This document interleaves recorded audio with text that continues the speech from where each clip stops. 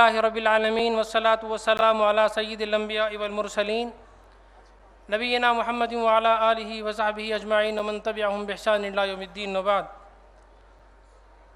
मुअज़्ज़ज़ हाज़िरीन, इज्तिमा आम का आगाज़ होने जा रहा है। इसका आगाज़ तिलावत कलाम पाक से होगा।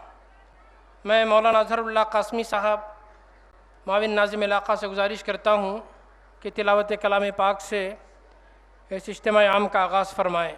मौलाना अज़हरुल्लाह कासमी साहब।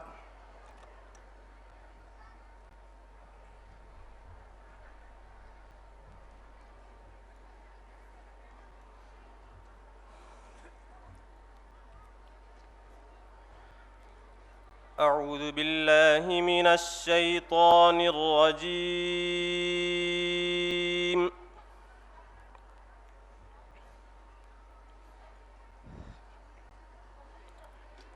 بسم الله الرحمن الرحيم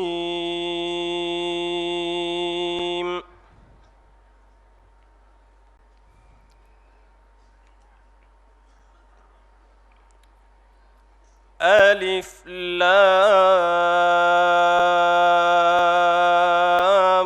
را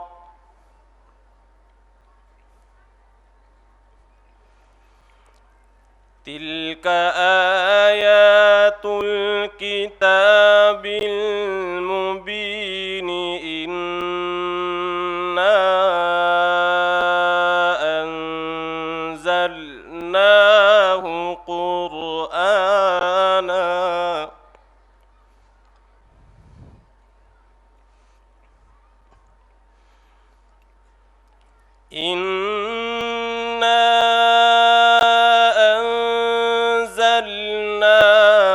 قرآنا عربيا لعلكم تعقلون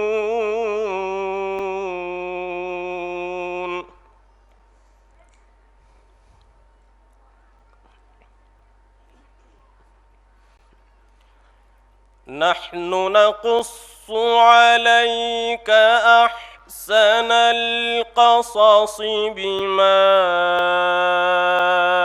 أوحينا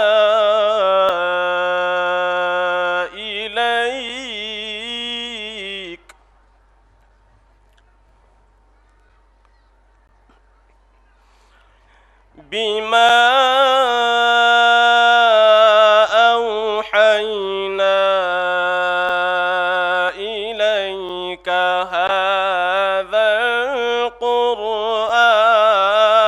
القرآن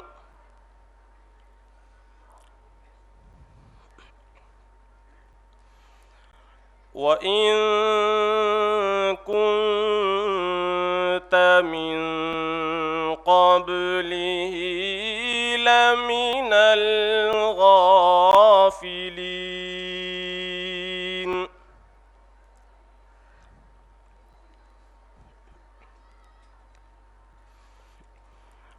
إذ قال يوسف لأبيه يا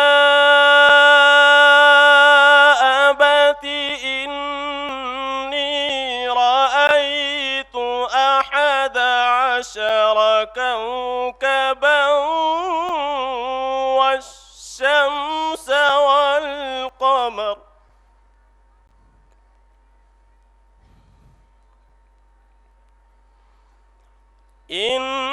إني رأيت 11 كوكبا والشمس والقمر رأيتهم لي ساجدين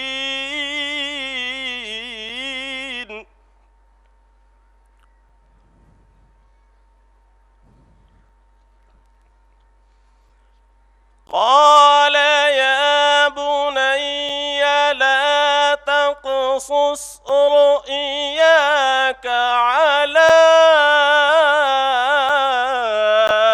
إخوتك فيكيدوا لك كيدا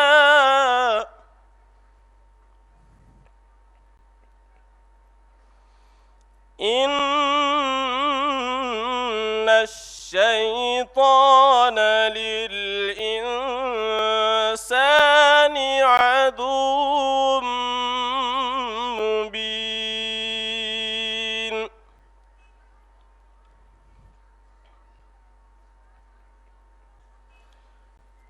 وكذلك يجتبيك ربك ويعلمك من تأويل الأحاديث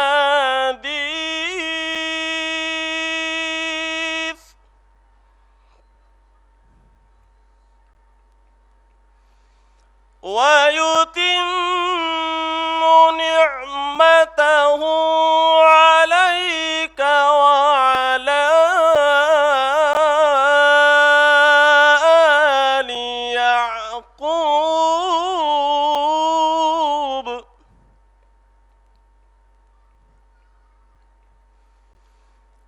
كما أتمها على أبويك من قبل إبراهيم وإسحاق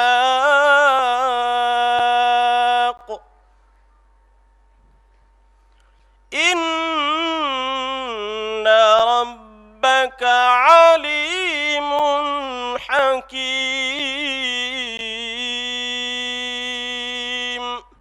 صدق الله العظيم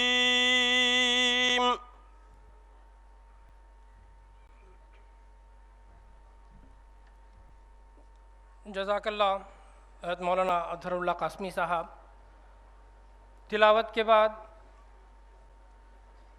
इस इजलास की गर्ज़ गायत पेश फरमाएँगे, इफ्तिताही कलिमात पेश फरमाएँगे हमारे जवां साल कायद जनाब मोहम्मद अब्दुल्ला जावेद साहब अमीर जमात इस्लामी हिंद हल्क़ा कर्नाटक।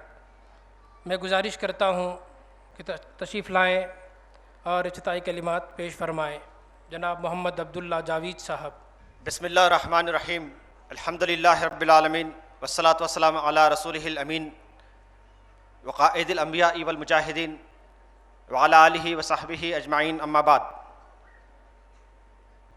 मोहतरम मौलाना मोहम्मद सिराजुल हसन साहब साबिक़ अमीर जमात इस्लामी हिंद, मौलाना मोहम्मद जाफ़र साहब नायब अमीर जमात इस्लामी हिंद, मोहतरम जनाब मोहम्मद नुसरत अली साहब क़य्यीम जमात, डाइस पर तशरीफ़ फरमा ज़िम्मेदारान हल्का और दीगर बुज़ुर्गों, काबिल एहतराम बुज़ुर्गों, माओं और बहनों, अल्हम्दुलिल्लाह जमात इस्लामी हिंद कर्नाटका की जानिब से ये अज़ीमुश्शान इज्तिमा आम का अहतमाम किया जा रहा है। आज का दिन हम सब के लिए बड़ा मुबारक दिन है कि आज हमने यहाँ की फ़िज़ाओं में ये नारा लगाया है कि आज के जो मसाइल हैं उनका हल इस्लाम है। हमने ये बात बड़े ही पुरज़ोर अंदाज से बयान की है कि मुल्क और मिल्लत की खैरख्वाही में इस्लाम बड़ा ही नुमाया रोल अदा करता है। इसका आगाज़ हमने अल्लाह तबारक ताला के नाम से सुबह किया, एक अज़ीमुश्शान रैली का अहतमाम किया। ये रैली अपनी नौइयत की एक अनोखी रैली, तारीख़ी रैली रही। मर्द भी शरीक थे, ख़वातीन भी शरीक थीं, बच्चे भी शरीक थे, बच्चियाँ भी शरीक थीं। जमात इस्लामी हिंद के वाबस्तगान, इसके ज़ेली इदारों तंजीमों के ज़िम्मेदारान, उससे वाबस्ता अफराद और मिल्लत के दीगर अफराद ने इसमें हिस्सा लिया। मुल्क को, रियासत को और रियासत के बाज़ वो मुकामात जो नेगलेक्टेड हैं, जिनको के नज़रअंदाज किया गया है, वहाँ के मसाइल को बयान किया गया मुख्तलिफ़ तरीक़ों से। तो ये जो काम किया गया है ये बड़ा ही मुबारक काम है। अल्लाह तबारक तआला इस काम को कबूल फरमाए। ये कदम जो हमने अल्लाह की राह में उठाए हैं, हर एक कदम के बदले में अल्लाह तबारक तआला हमसे खुश होगा और हमको बेइंतहा अजर देगा।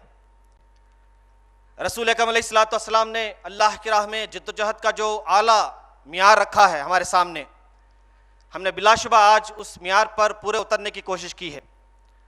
आप अलैहिस्सलाम फरमाते हैं कि वो जाहिदू बि अम्वालिकुम व ऐदिकुम व अलसिनतिकुम, कि तुम अल्लाह की राह में जिद्दोजहद करो, जिहाद करो, अपने माल से, अपने हाथों से और अपनी ज़ुबानों से।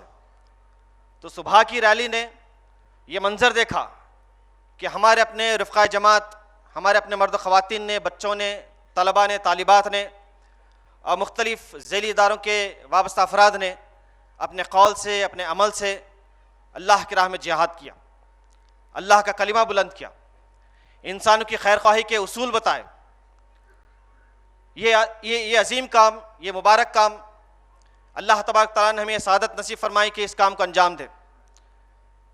ये काम बस यहाँ नहीं रुकना चाहिए, ये आगे बढ़ना चाहिए और ये हमारा अपना नारा हो कि इस मुल्क की खैर ख्वाही सिर्फ इस्लाम ही के ज़रिए से मुमकिन है।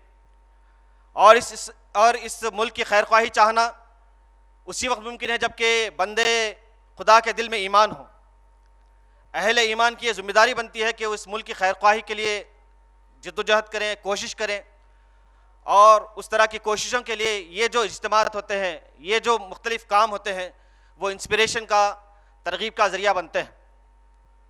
बशारत है हम सब के लिए कि जब हम अल्लाह की राह में कदम उठाते हैं तो वो कदम मुबारक बन जाते हैं। सल्लम ने ये इरशाद फरमाया है, ये बशारत हमें दी है कि ला यज्तमी अला अबदिन गुबारु फी सबीलिल्लाहि व दुखानु जहन्नम, कि किसी बंदी के ऊपर ये दो चीज़ें जमा नहीं होंगी।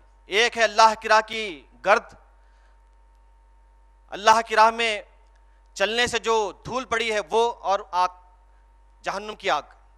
धुआं से ताबिर किया गया, मतलब ये कि जहन्नुम का धुआं और अल्लाह की राह में पड़ी हुई गुबार या गर्द कभी एक जा नहीं हो सकते।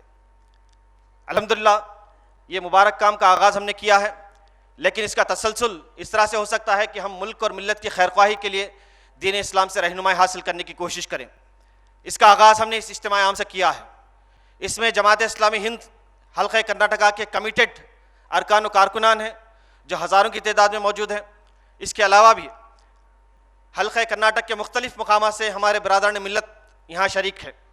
मैं इस मुबारक मौके से आप सबका खैर मक़दम करता हूँ। अल्लाह तबारक ताला आपका आना मुबारक फरमाए, आपके दिलों को खोल दे और आपके सामने दीन इस्लाम के मुख्तलिफ़ पहलुओं को नुमायाँ तौर पर वाज़ेह फरमाए। ये बात भी वाज़ेह हो जाए कि मुल्क और मिल्लत की खैर ख्वाही के क्या डायमेंशंस हैं, क्या डायनामिक्स हैं, क्या आदाब हैं, क्या उसूल हैं। इस इज्तिमा में दो अहम तकारीर होंगी पहले सेशन में, जो तकरीबन असर की नमाज, असर की अज़ान तक चलेगा। आप जानते हैं इस मुल्क में ख़वातीन के हुकूक़ की पामाली की जा रही है और अभी जो दहली का हालिया असमत दरी का वाक़या पेश आया है उसने तो हिंदुस्तानियों के दिलों को दहला दिया। उसके बाद से हम देखते हैं कि एक तसलसल है जो मुल्क के मुख्तलिफ़ मकामात पर दिखाई दे रहा है। लोग एहतजाज कर रहे हैं, लेकिन बस वो एहतजाज कर सकते हैं। हतमी नतीजे पर पहुँचना उसी वक्त मुमकिन हो सकता है जबकि दीन इस्लाम की रहनुमाई उनके सामने आ जाए। इंशाअल्लाह इसी तनाजुर में एक बड़ा ही अहम तरीन मौजू आपके सामने पेश करेंगी जमात इस्लामी हिंद हल्क़े कर्नाटका की शुबे ख़वातीन की नाज़िमा साजिदुन्निसा साहिबा, इस्मत, इफ़्फ़त और वक़ार का इस्लामी तसव्वुर। फिर इसके बाद मुल्क और मिल्लत के लिए जो चैलेंजेस दरपेश हैं उनका इंशाअल्लाह इजहार यहाँ पर किया जाएगा, उनका जिक्र किया जाएगा, उनका तज़किरा होगा मोहतरम क़य्यम जमात की जानिब से। तो इस मुबारक मौके से मैं आपका खैर मक़दम करता हूँ। अल्लाह ताला आपका नाम मुबारक फरमाए और आपके दिलों को खोल दे कि आप इस इज्तिमा के मकासद को हासिल करने में अपना ताउन पेश कर सकें। ये इज्तिमा जमात इस्लामी हिंद हल्क़े कर्नाटका का इज्तिमा है और हमारी ये रिवायत रही है कि नज़्म की, डिसिप्लिन की पाबंदी करते हैं। तो ये सेशन असर की अज़ान तक चलेगा, फिर उसके बाद मगरिब तक वक्फ़ा रहेगा और फिर मगरिब के बाद खिताब आम का अहतमाम किया जाएगा। हम तवक्कुल रखते हैं कि उस खिताब आम में और मज़ीद तादाद में अतराफ़ के और फिर बेंगलुरु शहर के बरादरान मिल्लत शरीक होंगे। दुआ है कि अल्लाह तबारक तआला हम सब पर रहम करम का मामला फरमाए और इस इजलास को हर तरह से बायस खैर बरकत बनाए। आमीन या रब्बल आलमीन व आखिर दावाना अल्हम्दुलिल्लाहि रब्बिल आलमीन। अस्सलामु अलैकुम व रहमतुल्लाह। अल्हम्दुलिल्लाह अल्हम्दुलिल्लाहि रब्बिल आलमीन वस्सलातु वस्सलामु अला रसूलिल करीम ज़िल मुक़ामिल अमीन वला आलिहि व अस्हाबिहि अजमईन। मोहतरम अमीर जमात इस्लामी हिंद मौलाना सैयद जलालुद्दीन अंसर उमरी साहब, क़य्यिम जमात बिरादर मुकर्रम नुसरत अली साहब, नायब सदर जनाब मौलवी मोहम्मद जाफ़र साहब और मरकज़ के और हल्के के ज़िम्मेदारान, रुफ़क़ाए किराम, भाइयों बहनों बेटियों, अल्लाह का शुक्र है कि इस से-रोज़ा इज्तिमा में आप और हम बराबर शरीक हैं, जिसके इनेकाद का, जिसके होने का मकसद इसके सिवा कुछ नहीं, वो एक दावत की अलंबरदार है। किसी शख्स या फ़र्द या किसी दुनिया की मादी किसी मकसद और ज़रूरत के लिए नहीं, बल्कि अपनी आखिरत के सवार और उसकी बेहतरी और उसकी बेहतरी तरफ ले जाने वाले सीधे रास्ते जो अंबिया किराम का रास्ता था, उस रास्ते पर चलने की एक तरफ दावत दी जाए, उसको वाज़ेह किया जाए, और दूसरी तरफ जो लोग इस पर चलने का अज़्म लेकर उठे और खड़े हैं और चलना चाहते हैं, उनकी सरगर्मियों का जायज़ा लिया जाए कि इस पैगाम, इस दावत को बंदगान खुदा तक पहुँचाने के लिए उनकी कोशिशें और मसाई के नताइज क्या और किस शक्ल में आज हमारे सामने हैं। मुझे खूब याद है, जमात इस्लामी की तश्कील तो 1941 में हुई, लेकिन जमात इस्लामी हिंद अपनी दावत व पैगाम को फैलाते हुए आज इस मुकाम पर खड़ी है। जबकि हम देखते हैं हल्के कर्नाटक में जमात इस्लामी के काम का आगाज़ वैसे इनफरादी तौर पर और कभी हल्के तमिलनाडु से मिल कर के गोया कि काम होता रहा है। साबिक़ में अमीर जमात इस्लामी ने मैसूर के हल्के को मद्रास से जोड़ा था और यहाँ के जो अमीर होते थे वो हल्के मद्रास और कर्नाटका के अमीर होते थे। 1958 में जबकि दोबारा जमात इस्लामी हिंद कर्नाटका की तश्कील अमल में आई, लिसानी बुनियादों पर हिंदुस्तान तकसीम हुआ, तो मुनासिब ये समझा गया कि कन्नड़ी ज़बान के बोलने वाले लोगों के लिए जो इलाका कर्नाटक के नाम से बनाया गया है, ये एक मुस्तकिल हल्के की हैसियत में काम कर रहे हैं। 1956 में तो रियासतों की तंजीम जदीद हुई और 1958 में जमात इस्लामी हिंद कर्नाटका का वजूद अमल में आया और आज ये हल्के, इस हल्के को बने हुए तकरीबन 60 साल हो रहे हैं। 1958 से 1960 2013 चल रहा है, 13,000 का सन है 2013 का, तो तकरीबन 60 साल हो गए जमात इस्लामी हिंद कर्नाटक को वजूद में आए हुए। और अल्लाह का शुक्र है कि वो इब्तदाई दिन जबकि जमात इस्लामी हिंद की तश्कील अमल में आई थी कर्नाटका के, उस वक्त मुट्ठी भर लोग थे, सिर्फ चंद इलाक़ों में काम था, गुलबर्गा, बीदर, रायचूर और कर्नाटक के मैसूर और बेंगलुरु और कुछ मकामात पर। अलबत्ता जमात इस्लामी हिंद के नाम से जानने वाले बहुत पहले से यहाँ पाए जाते थे, लेकिन मुनज़्ज़म नहीं थे। मरकज़ के फ़ैसले के बाद हल्के कर्नाटक को मुनज़्ज़म किया गया और इसका आगाज़ हुआ 1958 और ये 2013 है, 61 साल होते हैं इसको क़ायम हुए।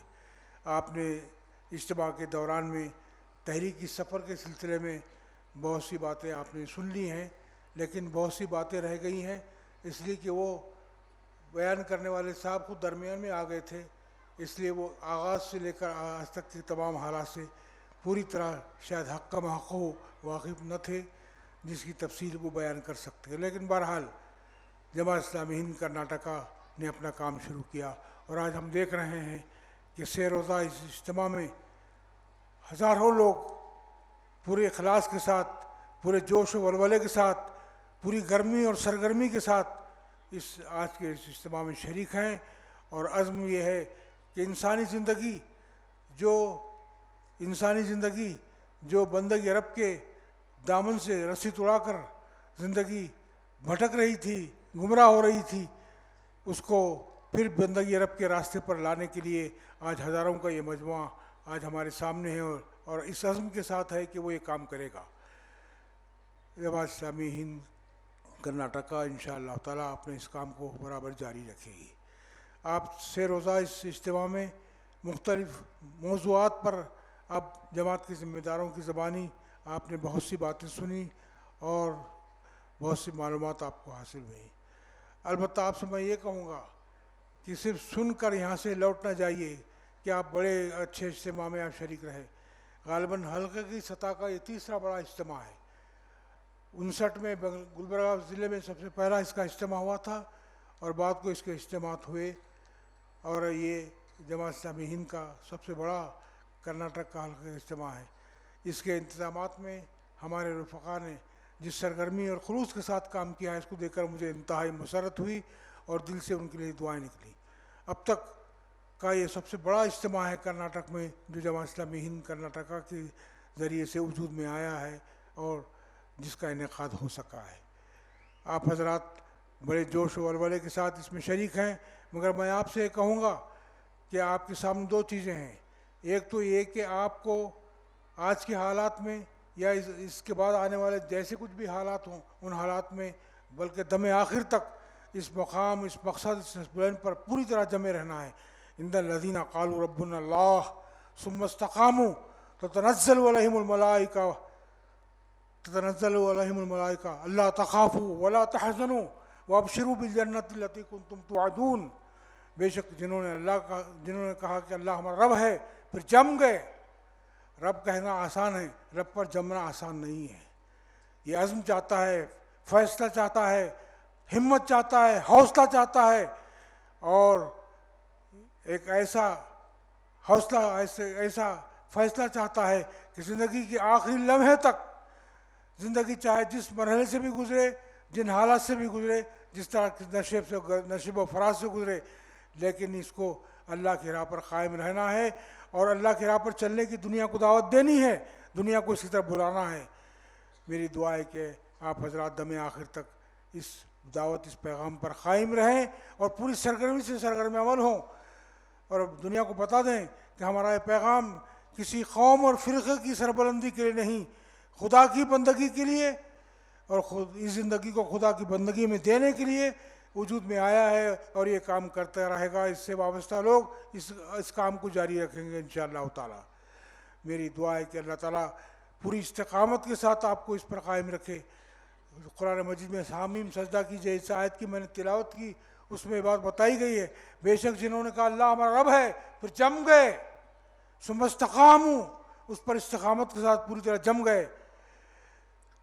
अल्लाह ताला उनको बशारत देता है कि न खौफ खाओ, न गमगीन हो, तुम ही गालिब रहोगे और तुम ही इंशाअल्लाह ताला कामयाब रहोगे और तुमका जिस जन्नत का तुमसे वादा किया गया था इंशाअल्लाह इस दुनिया के बाद अपनी सारी सही और अपनी सारी कोशिशों के नताइज जन्नत की शक्ल में आप देखेंगे, जो आपकी आखिरी मंजिल है और जिसकी तरफ हम और आप और सारी दुनिया रवां दवा है और जिससे गाफिल है, जिसे बेखबर है या तो गाफिल है या बेखबर है, इसको आपको आगाह करना है। ख़ुद को जहन्नम की आग से बचाना है, ख़ुद को जन्नत के रास्ते पर ले जाना है, मौला को राज़ी करना है और मौला को राज़ी करने उसकी बंदगी के लिए हम उठे हैं और इसी काम को हमें अंजाम देना है।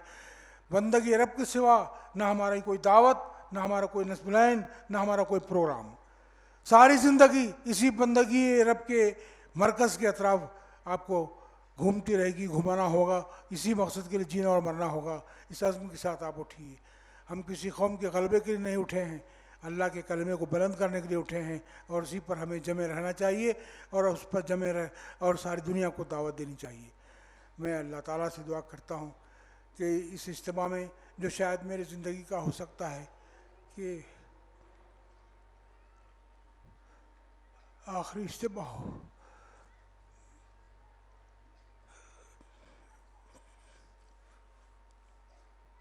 मेरे पास इस वक्त मज़ीद कुछ कहने के लिए अल्फाज नहीं है। मैं इतना कहूँगा कि ज़िंदगी भर इस पर जमे रहिए, इस पर जमे रहिए, इस पर कायम रहिए, इसके लिए जीने और मरने का आज़म कर लीजिए और उसी के लिए ज़िंदगी गुजारिए, ज़िंदगी को लगाइए। यही करने का काम है, यही मकसद है। और मेरे अब तक के तहरीकी तजर्बात में 1952 से 2013 61 साल तक इसी राह पर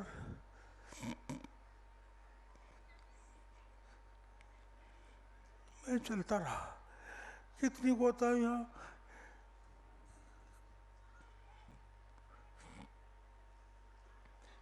कितनी गलतियाँ, कितनी कोताहियाँ मुझसे हुई है। खुदा मुझे माफ़ करे। आपसे भी दुआ की दरख्वास्त है कि आप भी मेरे लिए मग़फ़िरत की दुआ करें। कितनों को मेरे ज़रिए से, मेरे ज़बान से, मेरे हाथों से हो सकता है कि तकलीफ़ पहुँची हो। मैं उन सबसे माफ़ी चाहता हूँ।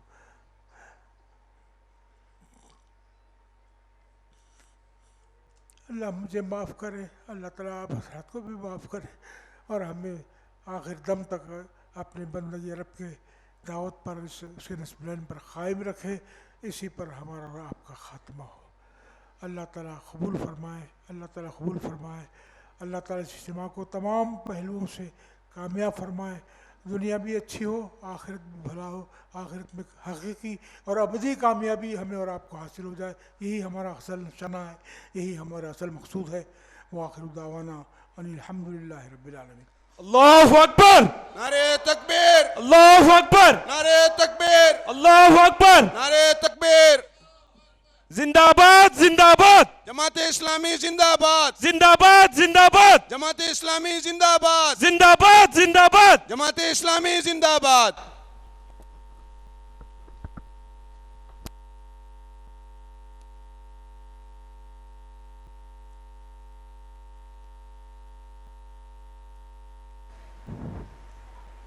माज़रत हज़रात व ख़वातीन, ये थे हमारे बुज़ुर्ग रहनुमा, हमारे मुशफ़िक़ व मेहरबान रूहानी बाप, जिन्होंने सादगी, मुमिनाना ज़िंदगी, इस्लामी मिजाज, तहरीकी शऊर के ज़िंदा व ताबिंदा मिसाल अपने मुजस्सम वजूद व ज़ुहूर से ज़िंदगी भर हमारे सामने पेश फरमाया और फरमा रहे हैं।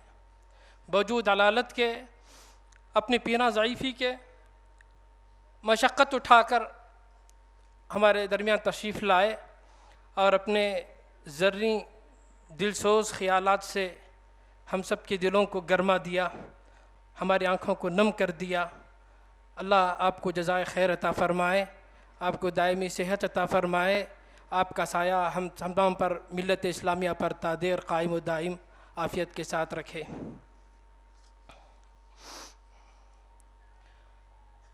इसके बाद कड़ी ज़बान में इजहार ख़याल करेंगे जनाब मोहम्मद कुन्नी साहब। मैं आपसे गुजारिश करता हूँ कि तशरीफ़ लाएँ और इजहार ख़याल फरमाएँ। जनाब मोहम्मद कुन्नी साहब।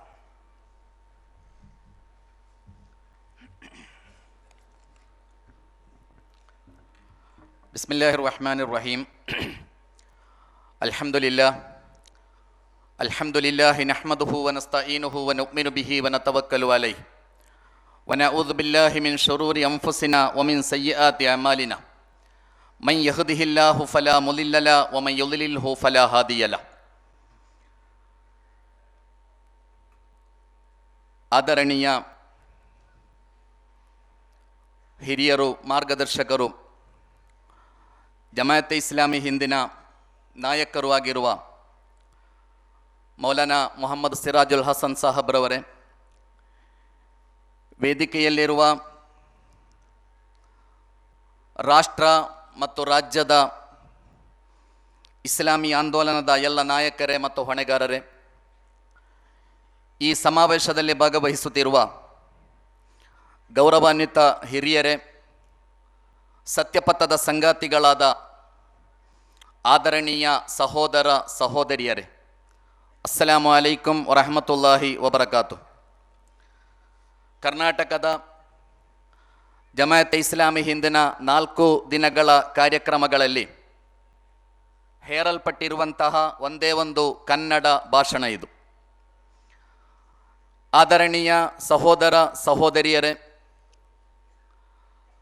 ರಾಷ್ಟ್ರ ಮತ್ತು ಸಮುದಾಯದ ಹಿತಚಿಂತನೆ, ಇಸ್ಲಾಮಿನ ಮಾರ್ಗದರ್ಶನ ಎಂಬ ಘೋಷಣೆಯೊಂದಿಗೆ ಸಹಸ್ರಾರು ಮಂದಿ ಬಹಳ ಶಿಸ್ತುಬದ್ಧವಾಗಿ ಅತ್ಯಂತ ಉಜ್ವಲವಾದ ಒಂದು ರ್ಯಾಲಿಯನ್ನು ನಡೆಸಿದ ಮೇಲೆ ನಾವೆಲ್ಲ ಈ ಕಾರ್ಯಕ್ರಮದಲ್ಲಿ ಭಾಗವಹಿಸ್ತಾ ಇದ್ದೇವೆ. ನಮಗೆ ಗೊತ್ತಿದೆ, ದೀನುಲ್ ಇಸ್ಲಾಂ ಅಲ್ಲಾಹು ಸುಬ್ಹಾನಹು ವ ತಆಲಾ ಜಗತ್ತಿಗೆ, ಮಾನವ ಕುಲಕ್ಕೆ ನೀಡಿರುವ ಅತಿದೊಡ್ಡ ನೆಅಮತ್ತಾಗಿದೆ. ಇಸ್ಲಾಮಿನ ಪರಿಪೂರ್ಣತೆಯನ್ನು ಘೋಷಿಸುವಾಗ ಅಲ್ಲಾಹು ಹೇಳಿದ್ದು, ಅಲ್ಯೌಮ ಅಕ್ಮಲ್ತು ಲಕುಂ ದೀನಕುಂ ವಾತಮಮ್ತು ಅಲೈಕುಂ ನೆಅಮತಿ. ದೀನುಲ್ ಇಸ್ಲಾಮಿನ ಮೂಲಕ ನನ್ನ ನೆಅಮತ್ತನ್ನು, ನನ್ನ ಕೊಡುಗೆಯನ್ನು, ನನ್ನ ಅನುಗ್ರಹವನ್ನು ನಿಮ್ಮ ಮೇಲೆ ಸಂಪೂರ್ಣಗೊಳಿಸಲಾಗಿದೆ ಎಂದು ಅಲ್ಲಾಹು ಸುಬ್ಹಾನಹು ವ ತಆಲಾ ಹೇಳಿದ. ಆದ್ದರಿಂದಲೇ ನಮ್ಮ ಕೈಯಲ್ಲಿರುವ ದೀನುಲ್ ಇಸ್ಲಾಂ ಅದು ಅಲ್ಲಾಹು ಈ ಜಗತ್ತಿಗೆ ನೀಡಿರುವ ಅತ್ಯಂತ ದೊಡ್ಡ ಕೊಡುಗೆಯಾಗಿದೆ, ನೆಅಮತ್ತಾಗಿದೆ. ಮತ್ತು ದೀನುಲ್ ಇಸ್ಲಾಮಿನ ಬಗ್ಗೆ ಅಲ್ಲಾಹು ಹೇಳಿದ್ದು, ಫಿತರತಲ್ಲಾಹಿಲ್ಲತಿ ಫತರನ್ನಾಸ ಅಲೈಹಾ. ಇದು ನೈಸರ್ಗಿಕ ಧರ್ಮವಾಗಿದೆ. ಮನುಷ್ಯನ ಆಲೋಚನೆಗೆ ನಿಲುಕದ, ಮನುಷ್ಯನ ಬುದ್ಧಿಗೆ ಹೊಂದಾಣಿಕೆಯಾಗದ ಯಾವುದೇ ಒಂದು ಸಣ್ಣ ವಿಚಾರಗಳು ಕೂಡ ಈ ದೀನ್ನಲ್ಲಿ ಇಲ್ಲ ಎಂದು ಅಲ್ಲಾಹು ಹೇಳಿದ. ಇದು ಫಿತರತ್ತಾಗಿದೆ, ಇದು ನೈಸರ್ಗಿಕ ಧರ್ಮವಾಗಿದೆ. ಇದರಲ್ಲಿರುವ ಎಲ್ಲ ಆದೇಶಗಳು, ಎಲ್ಲ ನಿಯಮಗಳು ಅದು ಜಗತ್ತಿನ ಎಲ್ಲ ಕಾಲದ, ಎಲ್ಲ ದೇಶದ, ಎಲ್ಲ ವರ್ಗಗಳ ಜನರ ನೈಸರ್ಗಿಕವಾದ ಬೇಡಿಕೆಗಳಿಗೆ ಸ್ಪಂದಿಸುವ, ಮನುಷ್ಯನ ಆಲೋಚನೆಗೆ ನಿಲುಕುವ, ಮನುಷ್ಯನ ಚಿಂತನೆಗೆ ನಿಲುಕುವ ವಿಚಾರಗಳು ಮಾತ್ರ ದೀನುಲ್ ಇಸ್ಲಾಮಿನಲ್ಲಿ ಇದೆ ಎಂದು ಅಲ್ಲಾಹು ಸುಬ್ಹಾನಹು ವ ತಆಲಾ ಹೇಳಿದ. ದೀನುಲ್ ಇಸ್ಲಾಂ ಜಗತ್ತಿಗೆ ಕಲಿಸಿಕೊಟ್ಟ ಒಂದು ಘೋಷಣೆ ಇದೆ. ಈ ಜಗತ್ತು ಸಾವಿರಾರು ಘೋಷಣೆಗಳನ್ನೆಲ್ಲ ಕೇಳಿದೆ, ಸಾವಿರಾರು ಸ್ಲೋಗನ್ಗಳನ್ನು ಈ ಜಗತ್ತು ಕಂಡಿದೆ. ಆದರೆ ಈ ಜಗತ್ತು ಕಂಡ ಅತ್ಯಂತ ಕ್ರಾಂತಿಕಾರಿ ಘೋಷಣೆ, ಸ್ಲೋಗನ್ ಯಾವುದು ಅಂತ ಕೇಳಿದರೆ ಅದು ಲಾ ಇಲಾಹ ಇಲ್ಲಲ್ಲಾ ಎಂಬ ಸ್ಲೋಗನ್ ಆಗಿದೆ. ಲಾ ಇಲಾಹ ಇಲ್ಲಲ್ಲಾ ಎಂಬುದು ಜಗತ್ತು ಕಂಡಿರುವ ಅತ್ಯಂತ ದೊಡ್ಡ ಕ್ರಾಂತಿಕಾರಿ ಘೋಷಣೆ. ಲಾ ಇಲಾಹ ಇಲ್ಲಲ್ಲಾ ಎಂಬ ಆದರ್ಶವನ್ನು ಜಗತ್ತಿಗೆ ಕಲಿಸಿಕೊಡಲು ಬಂದ ಪ್ರವಾದಿಗಳ ಬಗ್ಗೆ ಪವಿತ್ರ ಕುರ್ಆನ್ ಪ್ರತಿಪಾದಿಸಿದ್ದು, ಅವರೆಲ್ಲರೂ ಮಾನವರ ವಿಮೋಚಕರಾಗಿದ್ದರು ಎಂದು. ವಯಲೌವನ್ಹುಂ ಇಸ್ರಹುಂ ವಲ್ ಅಗ್ಲಾಲಲ್ಲತಿ ಕಾನತ್ ಅಲೈಹಿಂ. ಲಾ ಇಲಾಹ ಇಲ್ಲಲ್ಲಾ ಎಂಬ ಸಂದೇಶದೊಂದಿಗೆ ಜಗತ್ತಿನಲ್ಲಿ ಬಂದ ಎಲ್ಲ ಪ್ರವಾದಿಗಳು ಅವರು ಪುರೋಹಿತರಾಗಿರಲಿಲ್ಲ. ಅವರು ಯಾರು ಕೂಡ ಪುರೋಹಿತರಾಗಿರಲಿಲ್ಲ. ಜಗತ್ತಿನಲ್ಲಿ ಬಂದ ಎಲ್ಲ ಪ್ರವಾದಿಗಳು ಮನುಷ್ಯರಿಗಾಗಿ ಕೆಲಸ ಮಾಡಿದ, ಮನುಷ್ಯರನ್ನು ಎಲ್ಲ ರೀತಿಯ ಬಂಧನಗಳಿಂದ, ಎಲ್ಲ ರೀತಿಯ ದಾಸ್ಯತನಗಳಿಂದ ವಿಮೋಚನೆಗೊಳಿಸಲು ಬಂದಿದ್ದಂತಹ ವಿಮೋಚಕರಾಗಿದ್ದರು ಎಂದು ಪವಿತ್ರ ಕುರ್ಆನ್ ಪ್ರವಾದಿಗಳ ಬಗ್ಗೆ ಪ್ರತಿಪಾದಿಸಿತು. ಅದೇ ಕುರ್ಆನ್ ಹೇಳಿತು, ವಮನ್ ಅಅರಲ ಅನ್ ಜಿಕ್ರಿ ಫಇನ್ನ ಲಹು ಮঈಶತನ್ ಲಂಕ. ಯಾರಾದರೂ ನನ್ನ ಮಾರ್ಗದರ್ಶನದಿಂದ ವಿಮುಖನಾದರೆ, ಅಥವಾ ದೀನುಲ್ ಇಸ್ಲಾಮಿನ ಮಾರ್ಗದರ್ಶನದಿಂದ ಒಬ್ಬ ವ್ಯಕ್ತಿಯ ಬದುಕು ಮಾತ್ರವಲ್ಲ, ಒಂದು ಕುಟುಂಬ, ಒಂದು ಸಮಾಜ, ಒಂದು ದೇಶ, ಒಂದು ಸಿಸ್ಟಮ್ ಅದು ಅಲ್ಲಾಹನ ಮಾರ್ಗದರ್ಶನದಿಂದ ವಿಮುಖವಾದರೆ, ವಮನ್ ಅಅರಲ ಅನ್ ಜಿಕ್ರಿ ಫಇನ್ನ ಲಹು ಮঈಶತನ್ ಲಂಕ, ಆ ವ್ಯವಸ್ಥೆ, ಆ ಸಿಸ್ಟಮ್, ಆ ವ್ಯಕ್ತಿಯ ಜೀವನ ಅದು ಸಂಕೀರ್ಣತೆಗಳಿಂದ, ಸಮಸ್ಯೆಗಳಿಂದ ಕೂಡಿರುತ್ತದೆ ಎಂದು ಅಲ್ಲಾಹು ಸುಬ್ಹಾನಹು ವ ತಆಲಾ ಈ ನಿಯಮವನ್ನು ವಿವರಿಸಿದ. ಈ ಕಾನ್ಫರೆನ್ಸಿನ ಹೊರಗಿನ ಗ್ರೌಂಡಿನಲ್ಲಿ ಮೌಲಾನಾ ನঈಂ ಸಿದ್ದಿಕಿಯವರು ಬರೆದ ಒಂದು ಶಾಯಿರಿಯ ಕೆಲವು ಕಟೌಟ್ಗಳಿವೆ. ಅದನ್ನು ನೀವು ಹೆಚ್ಚಿನವರು ಓದಿರಬಹುದು ಅಂತ ನಾನು ತಿಳಿಯುತ್ತೇನೆ. ಬಹಳ ಮಾರ್ಮಿಕವಾದ ಕೆಲವು ಚಿಂತನೆಗಳನ್ನು ಆ ಶಾಯಿರಿಯಲ್ಲಿ ಜಮಾಅತೆ ಇಸ್ಲಾಮಿ ಹಿಂದಿನ ನಾಯಕರಾಗಿದ್ದ ಮೌಲಾನಾ ನঈಂ ಸಿದ್ದಿಕಿಯವರು ಪ್ರತಿಪಾದಿಸಿದ್ದಾರೆ. ತಾರೀಖಿನ ಪೂಚ ಏ ದುನಿಯಾ ಕಿಸ್ಕಿ ದುನಿಯಾ ಹೇ ಅಂತ. ಕಾಕಿ ಎಲ್ಲ ಮಿಸ್ ಆದರೆ ಸ್ವಲ್ಪ ಕ್ಷಮಿಸಿ ಬಿಡಿ, ನನಗೆ ಸರಿ ಗೊತ್ತಿಲ್ಲ ಅದು ಈ ಕಾಕಿ ಅಲ್ಲ. ಇತಿಹಾಸ ಕೇಳಿತು, ಈ ಜಗತ್ತು ಯಾರದು ಅಂತ. ಅನಂತ ವಿಶಾಲತೆಯ ಕಡೆಗೆ ಸಾಗುತ್ತಿರುವ, ಯಾವುದನ್ನು ಲೆಕ್ಕಿಸದೆ, ಯಾವುದನ್ನು ಪರಿಗಣಿಸದೆ, ಕಂ ತರಕು ಮಿನ್ ಜನ್ನಾತಿಂ ವ ಉಯೂನ್ ವಜುರೂಇಂ ವ ಮಕಾಮಿನ್ ಕರೀಂ, ಎಷ್ಟೆಷ್ಟು ಸ್ವೇಚ್ಛಾಧಿಪತಿಗಳು ಈ ಜಗತ್ತನ್ನು ಬಿಟ್ಟು ಹೋಗಿದ್ದಾರೆ, ಎಷ್ಟೆಷ್ಟು ಆಡಳಿತಗಾರರು, ಎಷ್ಟೆಷ್ಟು ಶ್ರೀಮಂತರು, ಎಷ್ಟೆಷ್ಟು ಬಂಡವಾಳಶಾಹಿಗಳು ಈ ಜಗತ್ತನ್ನು ಬಿಟ್ಟು ಹೋಗಿದ್ದಾರೆ. ಫಮಾ ಬಕತ್ ಅಲೈಹಿಮುಸ್ ಸಮಾഉ ವಲ್ ಅರ್ಲ್, ಈ ಕಾಲ, ಈ ಇತಿಹಾಸ ಯಾವುದೇ ಒಬ್ಬ ವ್ಯಕ್ತಿಯ ಮರಣಕ್ಕೆ ಇಲ್ಲಿಯ ತನಕ ಒಂದು ಕಣ್ಣೀರು ಹರಿಸಿಲ್ಲ. ಅಲ್ಲಾಹು ಸುಬ್ಹಾನಹು ವ ತಆಲಾ ಹೇಳಿದ. ಆ ಇತಿಹಾಸ, ಆ ಕಾಲ, ಆ ತಾರೀಖ್ ಕೇಳಿತು, ಏ ದುನಿಯಾ ಕಿಸ್ಕಿ ದುನಿಯಾ ಹೇ ಅಂತ ಕೇಳಿತು. ಜಗತ್ತು ಯಾರದು ಅಂದು. ಶಾಹೀನೆ ಕಹ ಏ ದುನಿಯಾ ಮೇರಿ ದುನಿಯಾ ಹೇ ಅಂತ. ಅರಸತ್ತಿಗೆ ಹೇಳಿತು, ರಾಜ್ಯಾಡಳಿತ ಹೇಳಿತು, ಸಾಮ್ರಾಜ್ಯಶಾಹಿಗಳು ಹೇಳಿದರು, ಈ ಜಗತ್ತು ನಮ್ಮದು ಅಂತ. ಈ ಜಗತ್ತು ನಮ್ಮ ಜಗತ್ತು, ಈ ಜಗತ್ತಿನ ನಿಯಂತ್ರಣ ನಮ್ಮ ಕೈಯಲ್ಲಿದೆ ಎಂದು ಅರಸರು, ರಾಜರು, ಸಾಮ್ರಾಜ್ಯಶಾಹಿಗಳು ಪ್ರತಿಪಾದಿಸಿದರು. ಜಗತ್ತಿನಲ್ಲಿ ಏನು ನಡೆಯಿತು?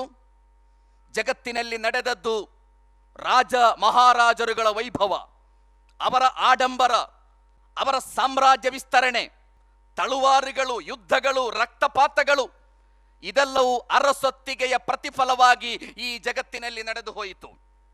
ಇತಿಹಾಸಕ್ಕೆ ನೆಮ್ಮದಿ ಇಲ್ಲ. ತಾರೀಖಿನ ಪೂಚ ಯೇ ದುನಿಯಾ ಕಿಸ್ಕಿ ದುನಿಯಾ ಹೇ. ಇತಿಹಾಸ ಮತ್ತೆ ಪ್ರಶ್ನಿಸ್ತದೆ, ಈ ಜಗತ್ತು ಯಾರದು? ಈ ಜಗತ್ತು ಸಾಮ್ರಾಜ್ಯಶಾಹಿಗಳ ಜಗತ್ತಲ್ಲ. ಯಾಕೆಂದರೆ ಸಾಮ್ರಾಜ್ಯಶಾಹಿಗಳು ಈ ಜಗತ್ತನ್ನು ಹಾಳು ಮಾಡಿದ್ದಾರೆ. ಮತ್ತೆ ಯಾರದು ಈ ಜಗತ್ತು?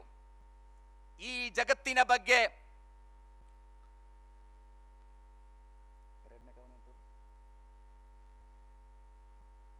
ಎರಡನೇ ದೌಲತ್ತಿನ ಕಹ ಏ ದುನಿಯಾ ಮೇರಿ ದುನಿಯಾ ಹೇ.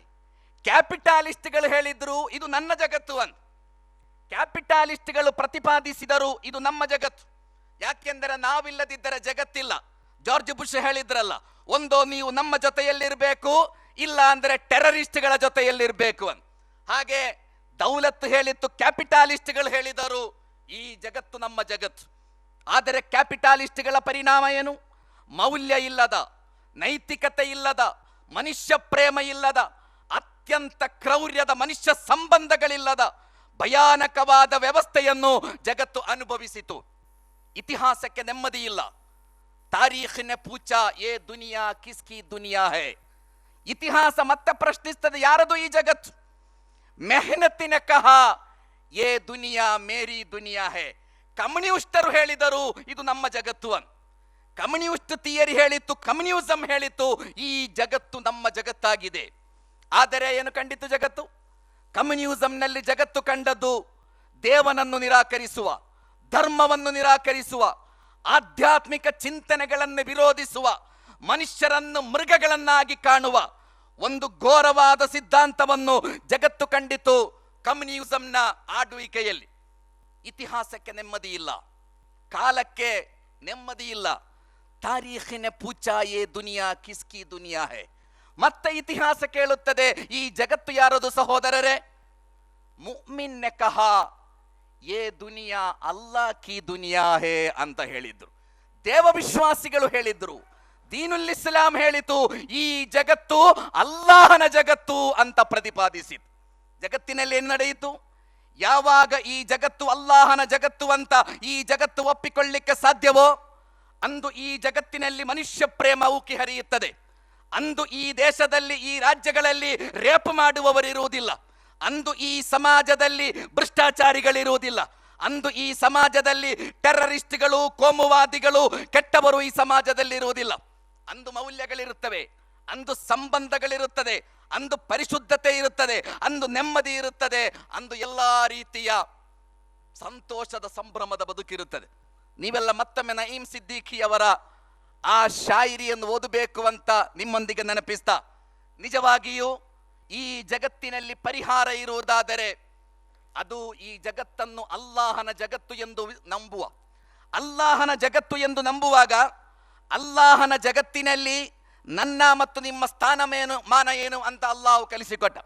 ಅಲ್ಲಾಹನ ಜಗತ್ತು ಎಂದು ನಂಬುವುದಾದರೆ ಮತ್ತೆ ಈ ಜಗತ್ತಿನಲ್ಲಿ ನಿಮ್ಮ ಸ್ಥಾನಮಾನ ಅದು ಅಲ್ಲಾಹನ ಖಲೀಫರು ಎಂಬುದಾಗಿದೆ. ದೇವನ ಪ್ರತಿನಿಧಿಗಳು ನೀವೆಲ್ಲ. ದೇವನ ಪ್ರತಿನಿಧಿಗಳಾಗಿ ಈ ಸಮಾಜದಲ್ಲಿ ಬದುಕಬೇಕಾದವರು, ದೇವನ ಖಲೀಫರಾಗಿ, ಅಲ್ಲಾಹನ ಪ್ರತಿನಿಧಿಗಳಾಗಿ ಅತ್ಯಂತ ದೊಡ್ಡ ಹೊಣೆಗಾರಿಕೆಯೊಂದಿಗೆ ಸಮಾಜದಲ್ಲಿ ಬದುಕಬೇಕಾದವರು ಎಂಬ ಸಿದ್ಧಾಂತವನ್ನು ಇಸ್ಲಾಂ ಈ ಧರ್ಮಕ್ಕೆ, ಈ ಜಗತ್ತಿಗೆ ಕಲಿಸಿಕೊಟ್ಟಿದೆ. ಆದರೆ ಇಸ್ಲಾಂ ಬಯಸುವ ಒಂದು ಬದಲಾವಣೆ, ಇಸ್ಲಾಂ ಜಗತ್ತಿನಲ್ಲಿ ತರುವಂತಹ ಒಂದು ಚೇಂಜಸ್, ಅದು ಅತ್ಯಂತ ಅಹಿಂಸಾತ್ಮಕವಾದ ಬದಲಾವಣೆಯಾಗಿದೆ. ಮುಹಮ್ಮದ್ ಮುಸ್ತಫಾ ಸಲ್ಲಲ್ಲಾಹು ಅಲೈಹಿ ವಸಲ್ಲಂ ಜಗತ್ತಿನಲ್ಲೊಂದು ಬದಲಾವಣೆಯನ್ನು ತಂದರು. ಆ ಬದಲಾವಣೆ ಹೇಗೆ ಅಂತ ಕೇಳಿದರೆ, ಮಕ್ಕಾ ವಿಜಯದಂದು ನಡೆದದ್ದು ಯುದ್ಧ ಆಗಿರಲಿಲ್ಲ. ಅತ್ಯಂತ ಶಾಂತಿಯ, ಅಹಿಂಸೆಯ ಮೂಲಕ ವೈಚಾರಿಕವಾಗಿ ಮುಹಮ್ಮದ್ ಮುಸ್ತಫಾ ಸಲ್ಲಲ್ಲಾಹು ಅಲೈಹಿ ವಸಲ್ಲಂ 6ನೆಯ ಶತಮಾನದಲ್ಲಿ ಒಂದು ಬದಲಾವಣೆಯನ್ನು ಜಗತ್ತಿನಲ್ಲಿ ತಂದಿದ್ದರೆ, ಆ ಮುಹಮ್ಮದ್ ಮುಸ್ತಫಾರ ಅನುಯಾಯಿಗಳು 21ನೆಯ ಶತಮಾನದಲ್ಲಿ ಟುನೀಷಿಯಾದಲ್ಲಿ, ಈಜಿಪ್ಟಿನಲ್ಲಿ, ಅರಬ್ ದೇಶಗಳಲ್ಲಿ ಒಂದೇ ಒಂದು ಬಿಂದು ರಕ್ತ ಹರಿಸದೆ ಅದೇ ಬದಲಾವಣೆಯನ್ನು ಅವರು ತರ್ತಾ ಇದ್ದಾರೆ. ನಿಮಗೆ ಗೊತ್ತಿದೆ, ತಹರೀರ್ ಸ್ಕ್ವೇರ್ನಲ್ಲಿ ರಕ್ತ ಹರಿಯಲಿಲ್ಲ, ಟುನೀಷಿಯಾದಲ್ಲಿ ರಕ್ತ ಹರಿದಿರಲಿಲ್ಲ. ಯಾರು ಮಾದರಿ ಅಂತ ಕೇಳಿದ್ರೆ, ಒಂದು ಕಾಲದಲ್ಲಿ ಮಕ್ಕಾ ಫತಹ್ ನಡೆಸಿದ ಮುಹಮ್ಮದ್ ಮುಸ್ತಫಾ ಸಲ್ಲಲ್ಲಾಹು ಅಲೈಹಿ ವಸಲ್ಲಮರ ಅನುಯಾಯಿಗಳು ಇವತ್ತು ಜಗತ್ತಿನಲ್ಲಿ ಅಹಿಂಸಾತ್ಮಕವಾಗಿ, ಒಂದು ಕಾಲ ಇತ್ತು ಸಹೋದರರೇ, ರೆವಲ್ಯೂಷನ್ ಎಲ್ಲಿಂದ ಬರ್ತದೆ ಎಂಬ ಪ್ರಶ್ನೆಗೆ ಉತ್ತರ ಆಕ್ಸ್ಫರ್ಡ್ ಯೂನಿವರ್ಸಿಟಿಯಿಂದ. ರೆವಲ್ಯೂಷನ್ ಎಲ್ಲಿಂದ ಬರ್ತದೆ? Revolution Cambridge ಯೂನಿವರ್ಸಿಟಿಯಿಂದ. 21ನೆಯ ಶತಮಾನದ ಬುದ್ಧಿಜೀವಿಗಳೊಂದಿಗೆ ಕೇಳಿ ನೋಡಿ, ರೆವಲ್ಯೂಷನ್ ಎಲ್ಲಿಂದ ಬರ್ತದೆ ಅಂತ ಕೇಳಿದ್ರೆ, ರೆವಲ್ಯೂಷನ್ ತಹರೀರ್ ಸ್ಕ್ವೇರ್ನಿಂದ ಬರ್ತದೆ. ರೆವಲ್ಯೂಷನ್ ಬರುವುದು ತಹರೀರ್ ಸ್ಕ್ವೇರ್ನಿಂದ, ರೆವಲ್ಯೂಷನ್ ಬರುವುದು ಟುನೀಷಿಯಾದಿಂದ. ಜಗತ್ತಿನಲ್ಲಿ ಇಸ್ಲಾಂ ಪ್ರತಿಪಾದಿಸ್ತಾ ಇದೆ, ಈ ಜಗತ್ತನ್ನು ಬದಲಾಯಿಸಲು ಆಟಮ್ ಬಾಂಬ್ಗಳಿಗೆ ಸಾಧ್ಯ ಇಲ್ಲ, ಅಣುಬಾಂಬ್ಗಳಿಗೆ ಸಾಧ್ಯ ಇಲ್ಲ. ಈ ಜಗತ್ತನ್ನು ಬದಲಾಯಿಸಲಿಕ್ಕೆ $1,000,000 ಗಟ್ಟಲೆ ಇರುವ ವೆಪನ್ಸ್ಗಳಿಗೆ ಸಾಧ್ಯ ಇಲ್ಲ. ಈ ಜಗತ್ತನ್ನು ಬದಲಾಯಿಸಲಿಕ್ಕೆ ಐಡಿಯಾಲಜಿಗಳಿಗೆ ಮಾತ್ರ ಸಾಧ್ಯ, ಸಿದ್ಧಾಂತಗಳಿಗೆ ಮಾತ್ರ ಸಾಧ್ಯ ಎಂಬ ಸತ್ಯವನ್ನು, ಎಂಬ ಆದರ್ಶವನ್ನು 21ನೆಯ ಶತಮಾನದಲ್ಲೂ ಜಗತ್ತು ಪ್ರತಿಪಾದಿಸ್ತಾ ಇದೆ. ಎಷ್ಟೆಷ್ಟು ಸಮಸ್ಯೆಗಳನ್ನು ನಾವು ಹೊತ್ತು ನಡೆಯುತ್ತಾ ಇದ್ದೇವೆ. ಭಾರತದ ಸಮಸ್ಯೆಗಳೆಷ್ಟು? ಅತ್ಯಂತ ದೊಡ್ಡ ಸಮಸ್ಯೆ ನಮಗೆ ಗೊತ್ತಿದೆ. ಕಳೆದ 1-2 ತಿಂಗಳಿಂದ ಬೊಬ್ಬೆ ಹೊಡೆಯುತ್ತಾ ಇದ್ದಾರೆ. ಅತ್ಯಾಚಾರಕ್ಕೆ ಕಂಟ್ರೋಲ್ ಇಲ್ಲ. ಅತ್ಯಾಚಾರಿಗಳನ್ನು ಕೊಂದು ಬಿಡಬೇಕು ಅಂತ ಪ್ರತಿಭಟನೆಯ ಕೇಂದ್ರಗಳಲ್ಲಿ ಮಾತ್ರ ಅಲ್ಲ, ಪಾರ್ಲಿಮೆಂಟಿನಲ್ಲಿ ಕೂಡ ಶಬ್ದ ಮೊಳಗುತ್ತಾ ಇದೆ. ನಿಮಗೆ ಹೋಗಲಾಡಿಸಲಿಕ್ಕೆ ಸಾಧ್ಯವೇ? ಮದ್ಯಪಾನವನ್ನು ಬೆಂಬಲಿಸಿ ಎಲ್ಲ ಸರ್ಕಾರಗಳಲ್ಲೂ ಒಂದು ಅಬಕಾರಿ ಸಚಿವ ಇರಲೇಬೇಕು. ಅಬಕಾರಿ ಸಚಿವ ಇಲ್ಲದಿದ್ದರೆ, ಅಬಕಾರಿ ಖಾತೆ ಇಲ್ಲದಿದ್ದರೆ ಗೌರ್ಮೆಂಟ್ ನಡೆಯುವುದಿಲ್ಲ. ಅಬಕಾರಿ ಸಚಿವನ ಕೆಲಸ ಅಂತದ್ದು, ಅಬಕಾರಿ ಸಚಿವನ ಕೆಲಸ ಜನರಿಂದ ಮದ್ಯಪಾನ ಮಾಡಿಸುವುದು. ಇದಕ್ಕಿಂತ ಮುಂಚಿನವ ಎಷ್ಟು ಮದ್ಯಪಾನ ಮಾಡಿಸಿದ್ದಾನೆ, ಅದಕ್ಕಿಂತ ಹೆಚ್ಚು ಇನ್ನೊಬ್ಬ ಸಚಿವ ಮದ್ಯಪಾನ ಮಾಡಿಸಿದ್ರೆ ಅವ ದಕ್ಷ ಎನಿಸಿಕೊಳ್ತಾನೆ. ಭಾರತದಲ್ಲಿ ನೀರಿಲ್ಲದ ಹಳ್ಳಿಗಳಿವೆ, ಭಾರತದಲ್ಲಿ ಮದ್ಯ ಇಲ್ಲದ ಹಳ್ಳಿಗಳು ಇಲ್ಲ ಅಂತ ಹೇಳಲಾಗುತ್ತದೆ. ಈ ದೇಶದಲ್ಲಿ ನೀರಿಲ್ಲದ ಹಳ್ಳಿಗಳಿವೆ, ನೀರು ಸಿಗದ ಹಳ್ಳಿಗಳಿವೆ, ಆದರೆ ಈ ದೇಶದಲ್ಲಿ ಮದ್ಯ ಸಿಗದ ಹಳ್ಳಿಗಳಿಲ್ಲ. ಲಾ ತಶ್ರಿಬುಲ್ ಖಮ್ರ ಫಇನ್ನಹಾ ಉಮ್ಮುಲ್ ಖಬಾಯಿಸ್. ಮದ್ಯಪಾನ ಮಾಡಬೇಡಿ ಮುಹಮ್ಮದ್ ಮುಸ್ತಫಾ, ಯಾಕೆಂದರೆ ಅದು ಎಲ್ಲ ಕೆಡುಕುಗಳ ತಾಯಿಯಾಗಿದೆ ಎಂದು ಹೇಳಿದ್ದಾರೆ. ಎಲ್ಲಿಯ ತನಕ ಮದ್ಯಪಾನವನ್ನು ವಿರೋಧಿಸಲಿಕ್ಕೆ ಸರ್ಕಾರಗಳಿಗೆ ಸಾಧ್ಯ ಇಲ್ಲವೋ, ಅಲ್ಲಿಯ ತನಕ ಯಾವ ಕಾನೂನುಗಳಿಂದಲೂ ಅತ್ಯಾಚಾರವನ್ನು, ಕೆಡುಕುಗಳನ್ನು ಅಳಿಸಿ ಹಾಕಲು ಯಾವ ಸರ್ಕಾರಗಳಿಗೂ ಖಂಡಿತ ಸಾಧ್ಯ ಇಲ್ಲ. ಇಸ್ಲಾಮಿನ ಮಾರ್ಗದರ್ಶನ ಅದು, ಇಸ್ಲಾಮಿನ ಚಿಂತನೆ ಅದು. ಅನೈತಿಕತೆ ಇಲ್ಲದ, ಅಶ್ಲೀಲತೆ ಇಲ್ಲದ ಒಂದು ಸಮಾಜವನ್ನು ಕಟ್ಟಿ ಬೆಳೆಸಿ, ಮೌಲ್ಯಗಳನ್ನು ಬೆಳೆಸಿ. ನೀವು ಮೌಲ್ಯಗಳಿಲ್ಲದ ಒಂದು ಸಮಾಜದಲ್ಲಿ ಎಲ್ಲ ಕೆಡುಕುಗಳು ಇರುತ್ತದೆ. ಆದ್ದರಿಂದ ಮೌಲ್ಯಗಳಿರುವ, ಮೌಲ್ಯಗಳ ಬುನಾದಿ ಇರುವ ಒಂದು ವ್ಯವಸ್ಥೆ ಮಾತ್ರ ಮನುಷ್ಯನನ್ನು ಕಾಪಾಡಲಿಕ್ಕೆ ಸಾಧ್ಯ. ಸಹೋದರರೇ, ನಮಗೆ ಗೊತ್ತಿರಬೇಕು, ನಾವು ಈ ಚಿಂತನೆಯನ್ನು ಸಮಾಜದಲ್ಲಿ ಪ್ರತಿಪಾದಿಸುವಾಗ ಎಲ್ಲ ಉಗ್ರಗಾಮಿ ಚಿಂತನೆಗಳು ಮಾನವ ಕುಲಕ್ಕೆ ಹಾನಿಕಾರವಾದದ್ದು. ಎಲ್ಲ ಚಿಂತನೆಗಳು, ಜಗತ್ತಿನ ಬಹಳಷ್ಟು ಇಸ್ಲಾಮಿ ಆಂದೋಲನಗಳಿಂದ ಕೆಲವೆಲ್ಲ ಉಗ್ರವಾದಿ ಚಿಂತನೆಗಳಿರುವಂತಹ ಸಣ್ಣ ಸಣ್ಣ ಗುಂಪುಗಳೆಲ್ಲ ಹೊರಟು ಹೋಗಿದೆ. ಯಾಕೆಂದರೆ ಈ ಚಿಂತನೆಗಳು ಅತ್ಯಂತ ಅಪಾಯಕಾರಿಯಾದಂತಹ ಚಿಂತನೆಗಳಾಗಿವೆ. ಆದ್ದರಿಂದ ಸಮಾಜದಲ್ಲಿ ರಚನಾತ್ಮಕವಾದ ಕೆಲಸಗಳನ್ನು ಮಾಡುವ ಮೂಲಕ, ನಮಗೆಲ್ಲ ಗೊತ್ತಿರಬೇಕು, ನಾವು ಈ ಜಗತ್ತಿನಲ್ಲಿ ದೇವನ ಪ್ರತಿನಿಧಿಗಳಾಗಿ ಯಾವ ಪ್ರವಾದಿಗಳು ವಿಮೋಚನೆಯ ಸಂದೇಶದೊಂದಿಗೆ ಈ ಜಗತ್ತಿನಲ್ಲಿ ಕೆಲಸ ಮಾಡಿದ್ದಾರೋ ಆ ವಿಮೋಚನೆಗಾಗಿ ಕೆಲಸ ಮಾಡಬೇಕಾದ ಒಂದು ವರ್ಗವಾಗಿದೆ. ಕೊನೆಯದಾಗಿ ನಾನು ಹೇಳ್ತಾ ಇದ್ದೇನೆ, ನಮ್ಮ ಅಜೆಂಡಾಗಳನ್ನು ನಾವು ರೂಪಿಸಿಕೊಳ್ಬೇಕಾಗಿದೆ. ನಿಮಗೆ ಯಾರು ಅಜೆಂಡಾಗಳನ್ನು ಕೊಡ್ತಿದ್ದಾರೆ ಅಂತ ಕೇಳಿದರೆ, ಈ ಸಮುದಾಯಕ್ಕೆ ಕೆಲವೊಮ್ಮೆ ಅಜೆಂಡಾಗಳನ್ನು ಕೊಡುವುದು ಫ್ಯಾಸಿಸ್ಟ್ಗಳು, ಅವರೆಲ್ಲ ಅಜೆಂಡಾಗಳನ್ನು ಕೊಡ್ತಾರೆ, ನಾವು ಅದರಲ್ಲಿ ಹೀಗೆ ಉರುಳಾಡ್ತಾ ಇರ್ತೇವೆ. ಕೆಲವಾರು ಅಜೆಂಡಾಗಳನ್ನು ಈಗ ಹೊಸ ಅಜೆಂಡಾವನ್ನು ಕೊಟ್ಟಿದ್ದಾರೆ, ವಿಶ್ವರೂಪಂ ಹೊಸ ಅಜೆಂಡಾವನ್ನು ಕೊಟ್ಟಿದ್ದಾರೆ. ಅದರಲ್ಲೆಲ್ಲ ಹೊರಲಾಡ್ತಾ ಇದ್ದೇವೆ. ಯಾರೋ ಏನೋ ಮಾಡಿಸ್ತಾ ಇದ್ದಾರೆ, ಯಾವುದೋ ರೀತಿಯ ಪ್ಲಾನಿಂಗ್ಗಳೆಲ್ಲ ನಡೀತಾ ಇದೆ. ಆದ್ದರಿಂದ ಈ ಉಮ್ಮತ್ತು, ಈ ಸಮುದಾಯ ನಮ್ಮ ಅಜೆಂಡಾಗಳನ್ನು ನಾವು ಮಾಡಿಕೊಂಡು ಈ ಅಜೆಂಡಾವನ್ನು ಸಮಾಜದ, ದೇಶದ ಅಜೆಂಡಾಗಳನ್ನಾಗಿ ಮಾರ್ಪಡಿಸಿ, ಈ ದೇಶ ಅಂದರೆ ನಮಗೆ ಗೊತ್ತಿರಬೇಕು, ಈ ದೇಶದ ಸಮಸ್ಯೆಗಳೆಂದರೆ ಅದು ಈ ರಾಜ್ಯದ ಮುಖ್ಯಮಂತ್ರಿಯ, ಈ ದೇಶದ ಪ್ರಧಾನಮಂತ್ರಿಯ, ಈ ದೇಶದ ರಾಜಕೀಯ ಪಕ್ಷಗಳ ಸಮಸ್ಯೆ ಅಲ್ಲ. ಈ ದೇಶದ ಸಮಸ್ಯೆ ಅಂದರೆ ನಮ್ಮ ಸಮಸ್ಯೆಗಳು. ಈ ದೇಶದ ಸಮಸ್ಯೆ ಅಂದರೆ ನನ್ನ ಸಮಸ್ಯೆ ಅಂತ ತಿಳಿಯಬೇಕು ನಾವಲ್ಲ.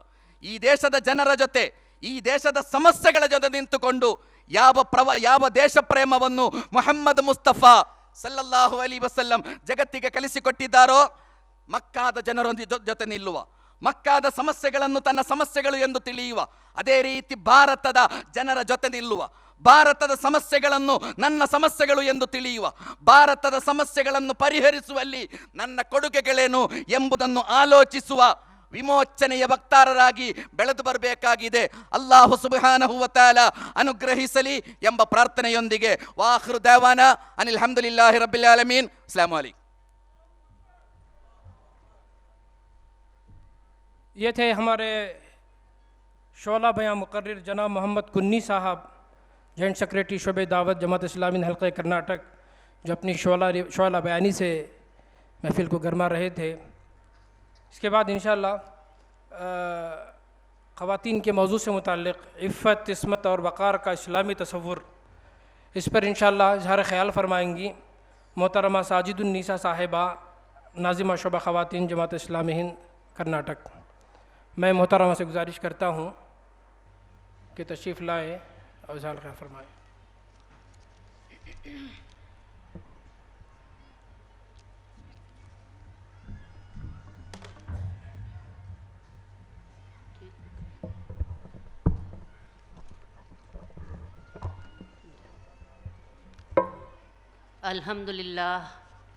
अल्हम्दुलिल्लाह रब्बिल आलमीन वस्सलातु वस्सलामु अला रसूलिहिल अमीन व आलिहि अस्हाबि अजमईन, अम्मा बाद. क़ालल्लाहु ताला फ़िल क़ुरआनिल मजीद वल फ़ुरक़ानिल हमीद. औज़ु बिल्लाहि मिनश शैतानिर रजीम. बिस्मिल्लाहिर रहमानिर रहीम. फ़बश्शिर इबादिल्लज़ीना यस्तमिऊनल क़ौला फ़यत्तबिऊना अहसना उलाइकल्लज़ीना हदाहुमुल्लाहु व उलाइका हुम उलुल अलबाब. सदक़ल्लाहुल अलीयुल अज़ीम. पस खुशखबरी सुना दो मेरे उन बंदों को जो बात को ध्यान से सुनते हैं, फिर उसके अच्छे पहलू पर चल पड़ते हैं.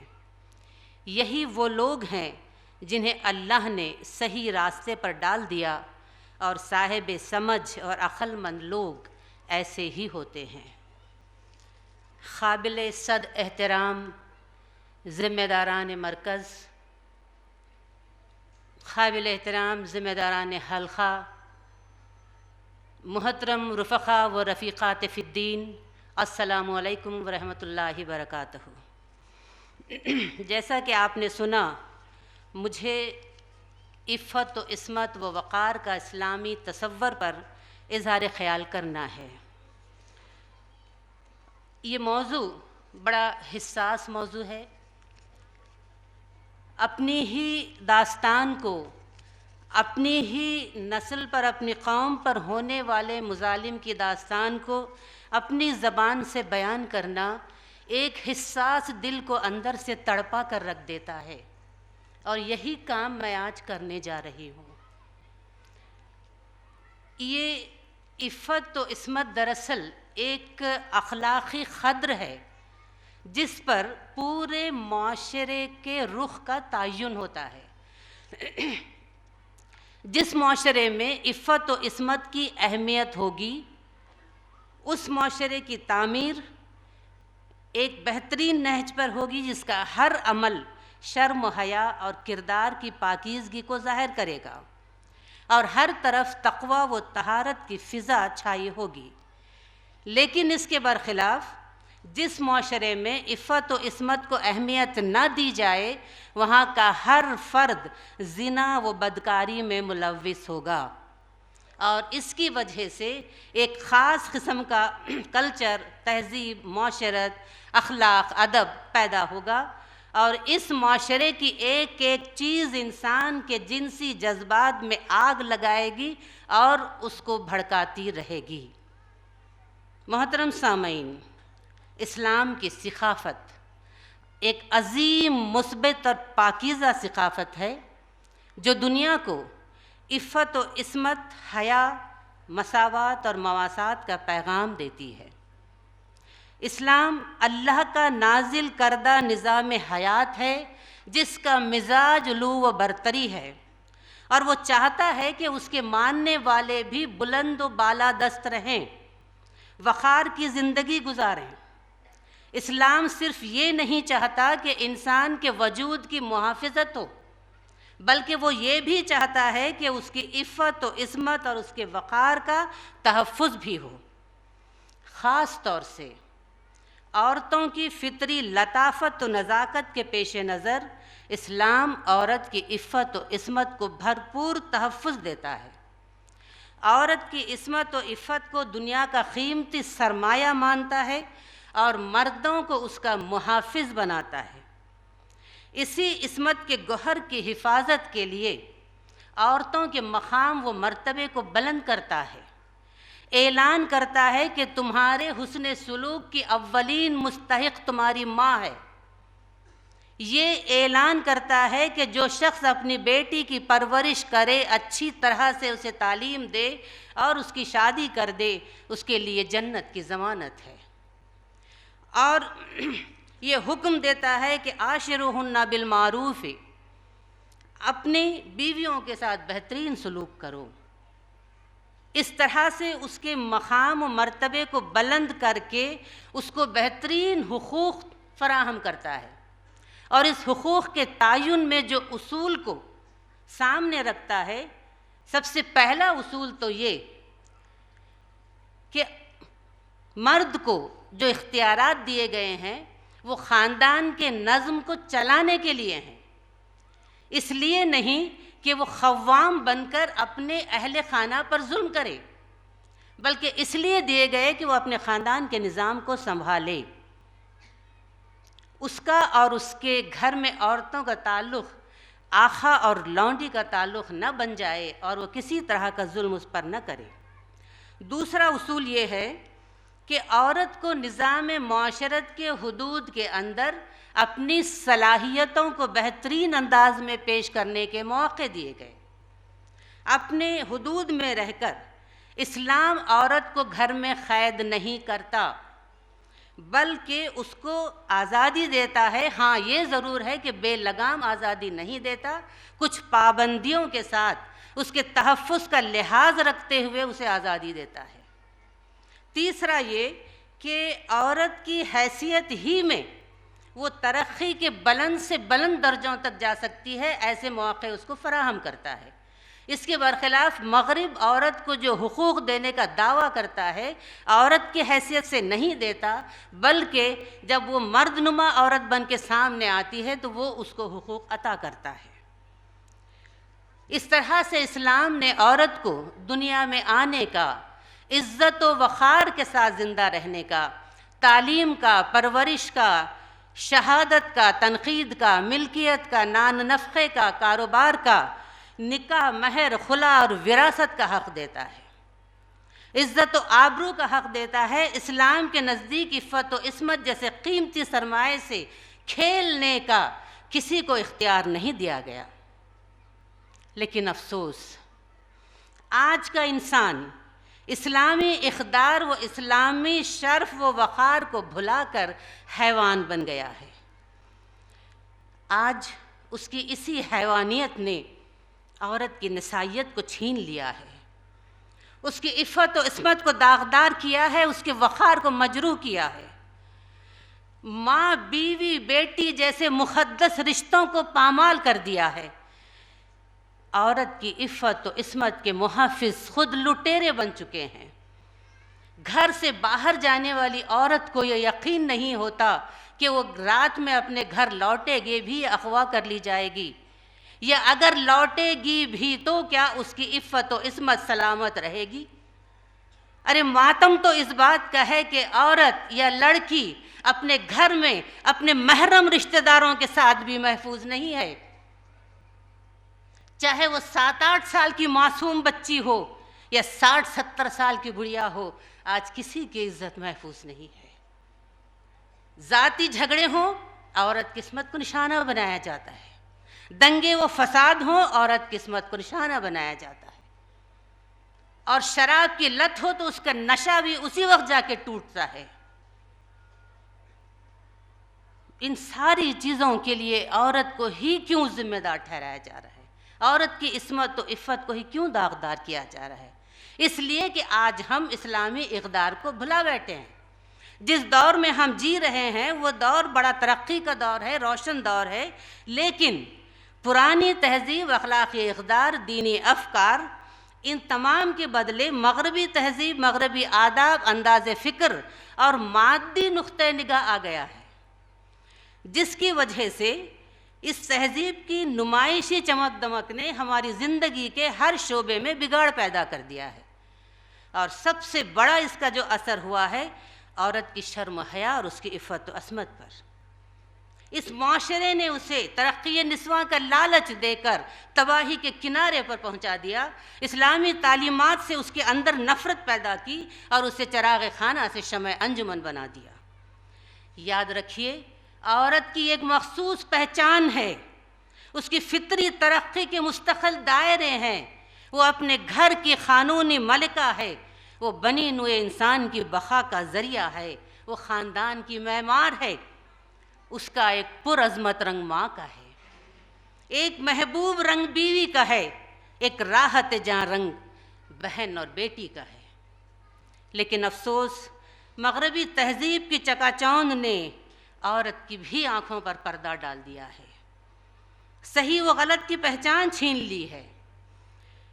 तरक्की व तालीम के नाम पर इस मगरिब ने माशरती अंदाज में पुरइशरत ज़िंदगी के नमूने ऐसे अंदाज में पेश किए कि कुछ खुद पसंद, ऐश पसंद और लाउबाली नौजवान इससे मुतासर हुए और सबसे ज़्यादा औरतें मुतासर हुईं।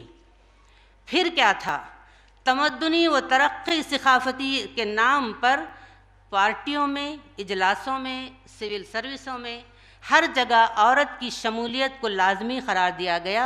यहाँ तक के इश्तिहारात में भी उसकी शिरकत लाजमी मानी गई। और इस तरह औरत घर से, चादर और चारदीवारी से ऐसा बाहर निकली कि घर का रास्ता भूल गई। पैसा कमाने के चक्कर में उसने घर उजाड़ा, बाज़ारों को रौनक बख्शी।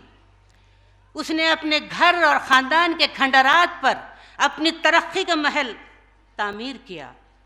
लेकिन अफसोस, वो ये भूल गई कि चमकते नोट और खनकते सिक्के हासिल करने के लिए अगर उसकी शर्म हया की दौलत लुट जाए, अगर आलीशान बंगलों को तामीर करने के लिए इफ़्फ़त व इस्मत की बुनियादें हिल जाएं और एक ऐश पसंद ज़िंदगी गुजारने के लिए उसका वो पुरवखार मकाम सिर्फ उसको एक कमोडिटी बना दे, तो ये उसने बड़ा घाटे का सौदा किया है। ये तरक्की नहीं है मेरे अजीज़ों, ये इस्तेहसाल निस्वां है। आज ये धोखा दिया जा रहा है कि जदीद मुआशरे ने औरतों को बहुत बुलंद मकाम अता किया है, आज़ादी के उसे बहुत दूर दूर तक उसके दायरे वसी किए हैं। उसकी आज़ादी के दायरे दफ्तरों और घरों से लेकर खेल के मैदानों तक पहुँचे और फिर रक़्स व सुरूद की महफ़िलों से लेकर मॉडलिंग और मुकाबले हुस्न तक पहुँच गए।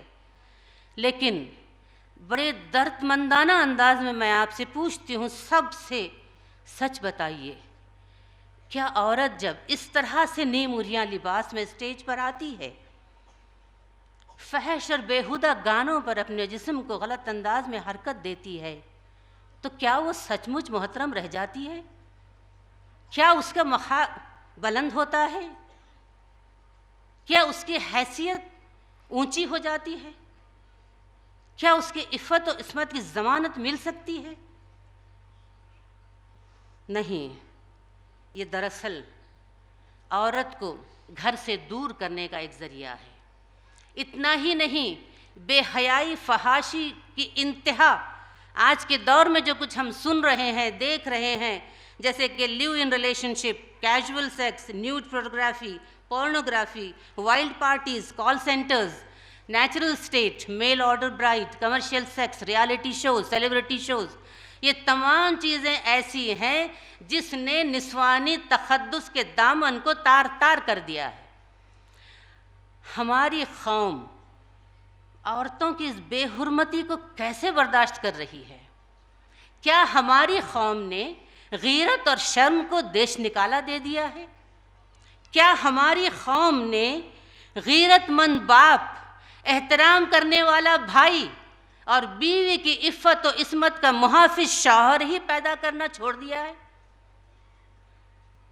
आए दिन होने वाले इस्मत दरी के वाक़यात, औरतों पर होने वाले घरेलू मुजालिम आज हमें मुंह चिढ़ा रहे हैं, हमसे सवाल कर रहे हैं कि क्या ईमान लाने वालों के लिए अब वो वक्त नहीं आया? क्या ईमान वालों के लिए वो वक्त नहीं आया कि इन हालात को बदलें?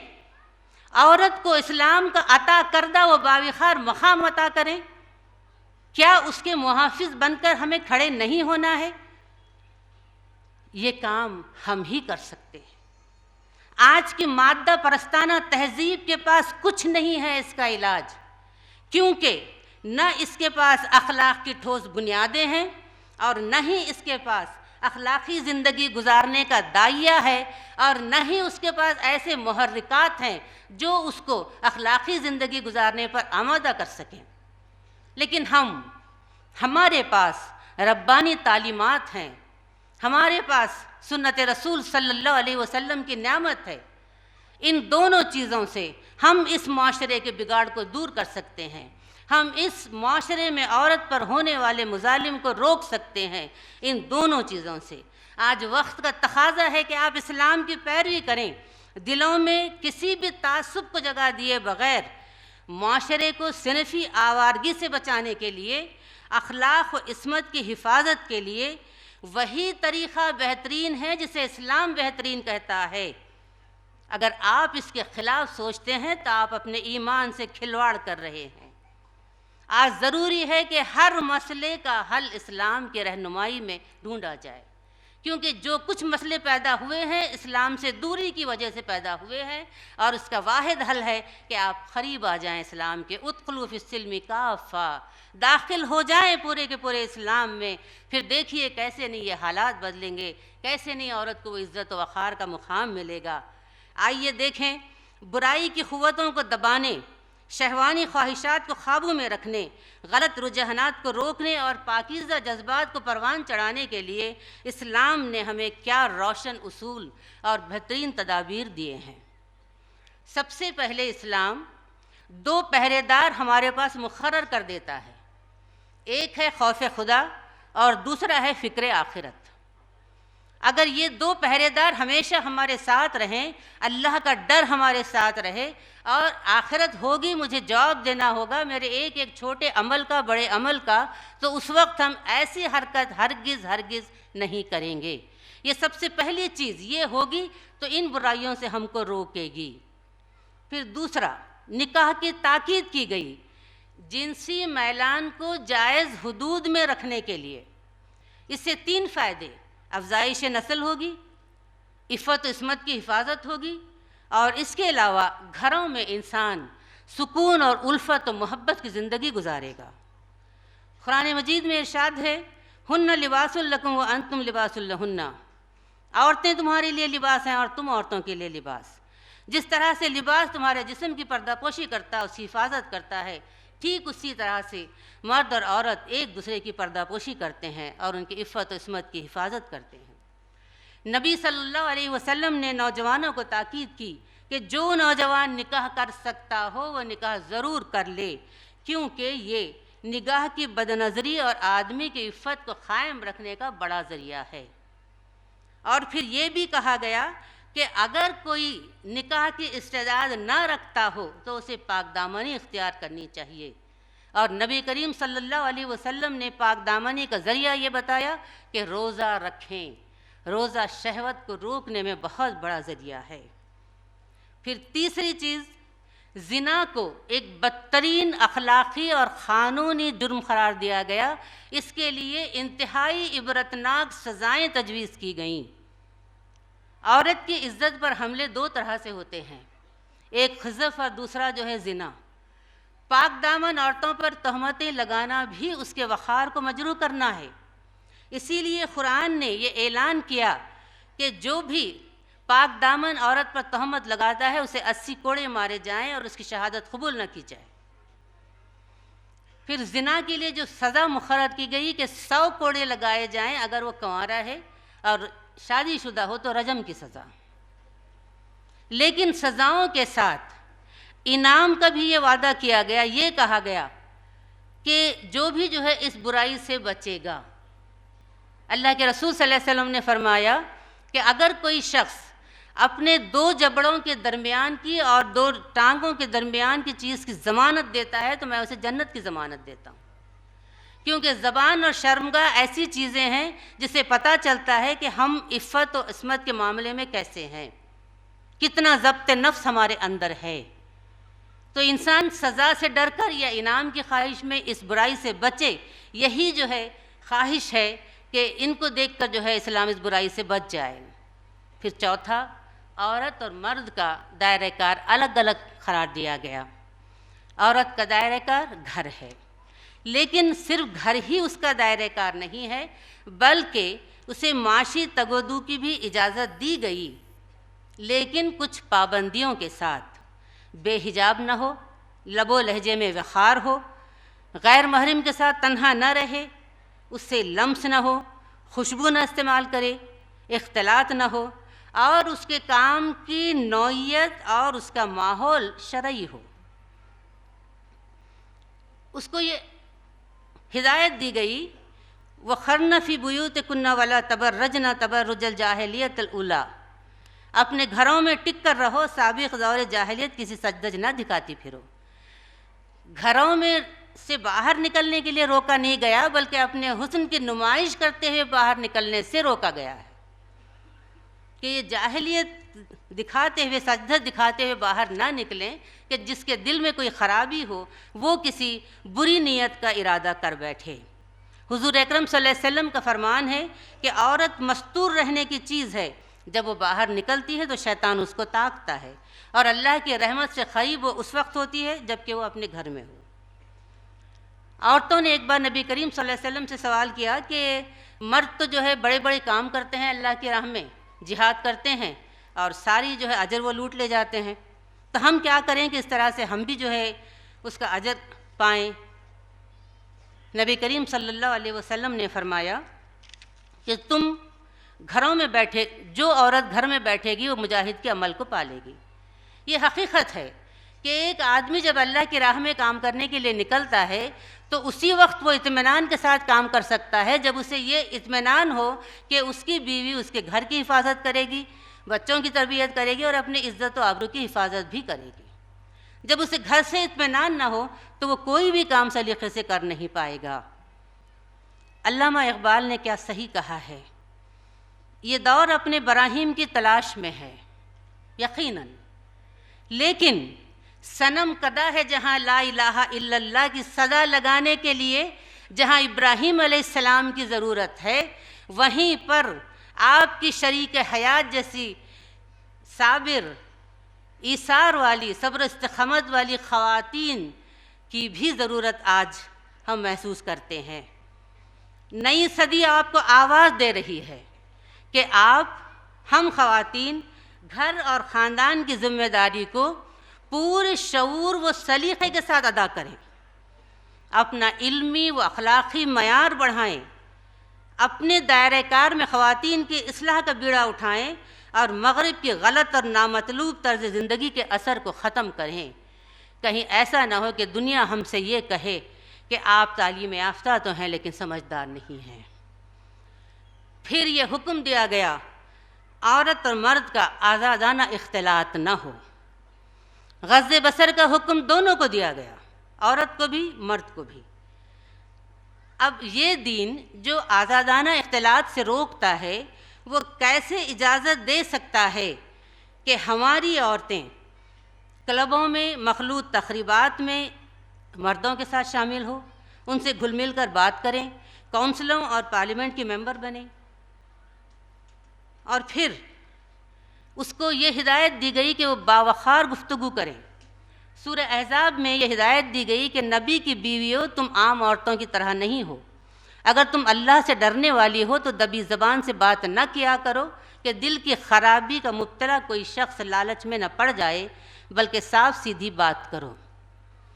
मोहतरम सामईन, अज़वाज मुतहर्रात जो इफ़्फ़त व इस्मत, सत्र व हिजाब की पाबंदी में शाहकार थीं, जब उनके लिए ये हुक्म है तो हम जैसी आम ख़वातीन को इसकी पाबंदी में मज़ीद इल्तिज़ाम और एहतमाम की ज़रूरत है। हमें और सख्ती के साथ इस उसूल की पाबंदी करनी होगी। लोचदार गुफ्तगू की इजाज़त नहीं, तो फिर स्टेज पर ड्रामा करने, किसी की बीवी या माशूक़ा बनने या एयर हॉस्टेस बनने की इस्लाम कैसे इजाज़त दे सकता है। और उसके बाद औरत को पर्दे का हुक्म दिया गया। इस्लाम ने औरत को एक कीमती हीरे की तरह जो है उसकी हिफाजत की है। याकूत और मरजान की चमक औरतों का हुस्न और उसके जिस्म की चमक भी उसी तरह कशिश रखती है। इसीलिए मर्दों की हरीस निगाहों से उसे बचाने के लिए घर में महसूर किया गया, उससे घरों में रहने का हुक्म दिया गया ताकि वो इनकी दस्तराजियों से बची रहे। सूरह अहज़ाब में फरमाया गया कि ए नबी सल्लल्लाहु अलैहि वसल्लम, अपनी बीवियों, बेटियों और अहले ईमान की औरतों से कह दो कि अपने ऊपर अपनी चादरों के पल्लू लटका लिया करें। ये ज़्यादा मुनासिब तरीक़ा है ताकि वो पहचान ली जाएं और सताई न जाएं। तो ये वो उसूल हैं जिनकी अगर हम पैरवी करें, जिनको हम दिलो जान से मानें, औरतें और मर्द दोनों भी जो है इसकी पाबंदी करें। लिबास सातिर हो हमारा, बारीक और चुस्त लिबास ना हो, ओढ़नियाँ हम अच्छी तरह से अपने जिस्म को ढांकते हुए ओढ़ें, बनाव सिंगार में एतदाल हो, नुमाइश का जज्बा ना हो, और हम नज़रें बचाएं, बावखार अंदाज इख्तियार करें।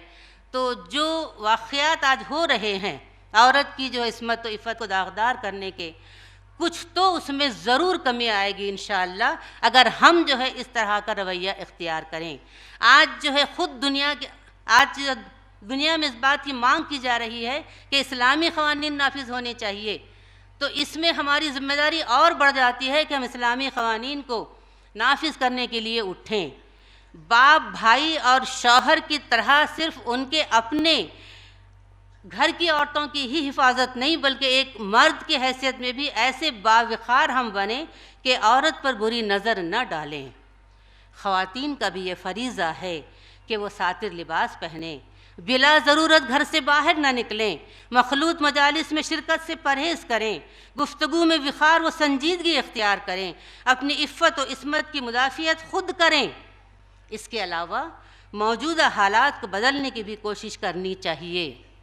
आज वसाइल नशर व इशाअत, रेडियो, टीवी, प्रेस सब मिलकर औरत की इस्मत को, उसकी वक़ार को मजरू करने के लिए जो वसाइल इख्तियार किए हैं उसका मुकाबला हमें करना है। आज जब हम तालीम याफ्ता ख़वातीन तालीम, अदब, सक़ाफ़त, मईशत, सियासत में अपनी सलाहियतों को लगाकर काम कर सकती हैं, तो क्या इंसदाद बेहयाई के लिए हम कोई काम नहीं कर सकती? क्या अपनी इफ़्फ़त व इस्मत की मुदाफ़ियत के लिए हम काम नहीं कर सकती? क्या इस्लाम के अता करदा सुकून व वक़ार को हासिल करने के लिए अपनी दिमागी व अक़ली क़ुव्वतों को हम सर्फ़ नहीं कर सकती? यकीनन कर सकती हैं। आज वक्त का तकाज़ा है कि हम समाज के नुक़्ते नज़र को बदलें, ख़वातीन को वक़ार व इज़्ज़त का मक़ाम दिलाएँ, और इसके लिए एक जामे इनक़लाबी प्रोग्राम दरकार है। ख़वातीन की तालीम पर ज़ोर दें, समाजी माशी इस्तिक़लाल उसको अता करें, इज़्ज़त व आबरू की हिफाजत के लिए सख्तगीर क़वानीन बनाएँ। ये बिगाड़ यकीनन दूर होगा, हम मायूस ना हों, क्योंकि रसूल अकरम सल्लल्लाहु अलैहि वसल्लम ने भी ख़वातीन की अज़मत को जहालत में डूबे उस माशरे ही में यकीनी बनाया था, और ऐसा यकीनी बनाया था कि सहाबा हद दर्जे एहतराम करते और जब बात करते तो इतने मोहतात अंदाज में बात करते कि ऐसा लगता कोई बात अगर जो है उनसे गलत हो जाए तो अल्लाह की तरफ से वईद नाजिल हो। आज ऐसा वक्त आ सकता है अगर हम और आप मिलकर इस्लामी तालीमात को आम करें, ख़ुद पहले उसका नमूना बने और लोगों तक उस बात को हम पहुँचाएँ। अल्लाह ताला मुझे और आपको इस बीमारी का, इस लाइलाज बीमारी की जिसे हम समझते हैं उस इलाज करने की तौफीक अता फरमाए। अल्लाह ताला हमारी हर कदम पर मदद फरमाए और औरत को उसका इस्मत व इफ़्फ़त और उसके बावखार मकाम अल्लाह ताला वापस दिलाए। आमीन या रब्बल आलमीन व आखिर दावाना अनिल हम्दुलिल्लाहि रब्बिल आलमीन। कि ना चादर और चारदीवारी के नाम पर उसकी फितरी आज़ादी को सल्ब किया जाए, ना फ़िक्र अमल की हुर्रियत को ख़त्म किया जाए, ना जदीदियत, मॉडर्निज़म, सोशलिज़म के नाम पर उसे महफ़िलों की रौनक बनाया जाए, ना उसकी इज़्ज़त को बाज़ार में नीलाम किया जाए, ना उसके नामूस को पामाल किया जाए, बल्कि मर्दों का अटूट हिस्सा होने की हैसियत से तामीर जहान नौ के नक्शा कार में रंग भरने के सिलसिले में उसे मौक़े फ़राहम किए जाने चाहिए। इस सिलसिले में वो यहाँ पर मौजूद हर हसास दिल रखने वाले को दस्तक दे रही थी कि वो उसके लिए जो कुछ कर सकता है इसके इस खोए हुए मकाम को दोबारा लौटाने के लिए उसको करना चाहिए। गर्दम नहीं है तेरे, गर्दम नहीं कमज़ोर बाजुओं में, गर्दम नहीं है तेरे कमज़ोर बाजुओं में, टूटी हुई कमा को पतवार ही बना। तो ये था उनका पैगाम। मोहतरमा साजिदुन्निसा साहिबा, अभी मौजूद हाज़रीन, जेवो आप जानते हैं जमात इस्लामी हिंद ने हर फ्रंट पर अपना काम शुरू किया है, जहां वो मुस्लिम नौजवानों में काम करती है और उसके लिए उन्होंने सैवा को खड़ा किया है, तलबा तंजीम है। इसी तरीके से ख़वातीन में हमारी बहनों को जेवो के नाम से उन्होंने खड़ा किया है। तो जेवो ये तलबा तालिबात की तंजीम है जो इस रियासत भर में बल्कि पूरे मुल्क भर में सरगर्म अमल है। उन्होंने अभी हया मेरा अक्स है इस उन्वान से रियासत गिर उन्होंने मुहिम बनाई है, तो उसका एक सवेनीर उन्होंने तैयार किया है। उसका इजरा इंशाअल्लाह क़ईम जमात के ख़िताब से पहले आप ही के हाथों इंशाअल्लाह वो होगा। उस इस रस्म इजरा के बाद फिर इंशाअल्लाह ख़िताब होगा। क़ईम जमात से गुजारिश है कि वो हया मेरा अक्स है इसका इजरा फरमाएँ। हेलो हेलो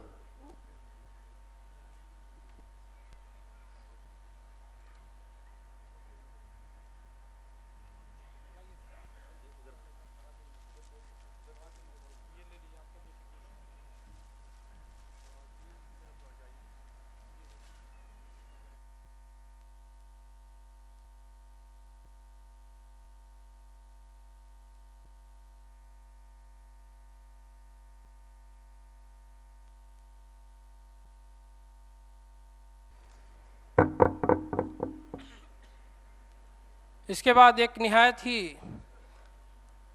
अहम मौजू पर अहम ख़िताब होने जा रहा है, जो आज के इज्तिमा आम का भी और मुल्क व मिल्लत का भी बड़ा ही सुलगता मौजू है। वो है मुल्क व मिल्लत को दरपेश चैलेंजेस और हमारा लाहे अमल।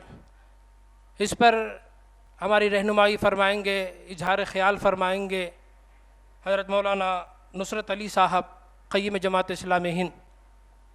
वस्सलातु वस्सलामु अला रसूलिहिल अमीन व अला आलिहि व अस्हाबिहि अजमईन इला यौमिद्दीन। मोहतरम मौलाना मोहम्मद सिराजुल हसन साहब, साबिक़ अमीर जमात, ज़िम्मेदारान मरकज़ और हल्का, रुफ़क़ाए मोहतरम और बहनों, मुल्क व मिल्लत को दरपेश चैलेंजेस और हमारा लाए अमल, ये मौजू है जिस पर मुझे कुछ बातें अर्ज़ करनी हैं।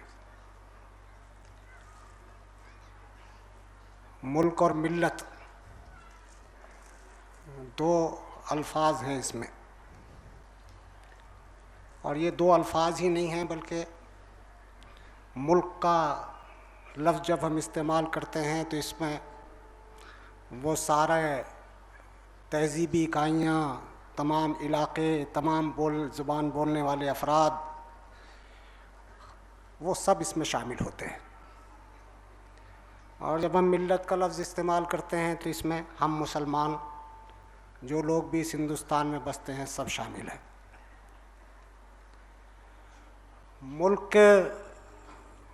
इसी मुल्क में हम सब लोग रहते हैं, वो मुसलमान हो या दूसरे किसी मज़हब को मानने वाले, या वो किसी भी इलाके में बसते हों, सब इसी मुल्क के शहरी हैं और इसी मुल्क की तामीर और तरक्की में सब मिलजुल कर हिस्सा ले रहे हैं।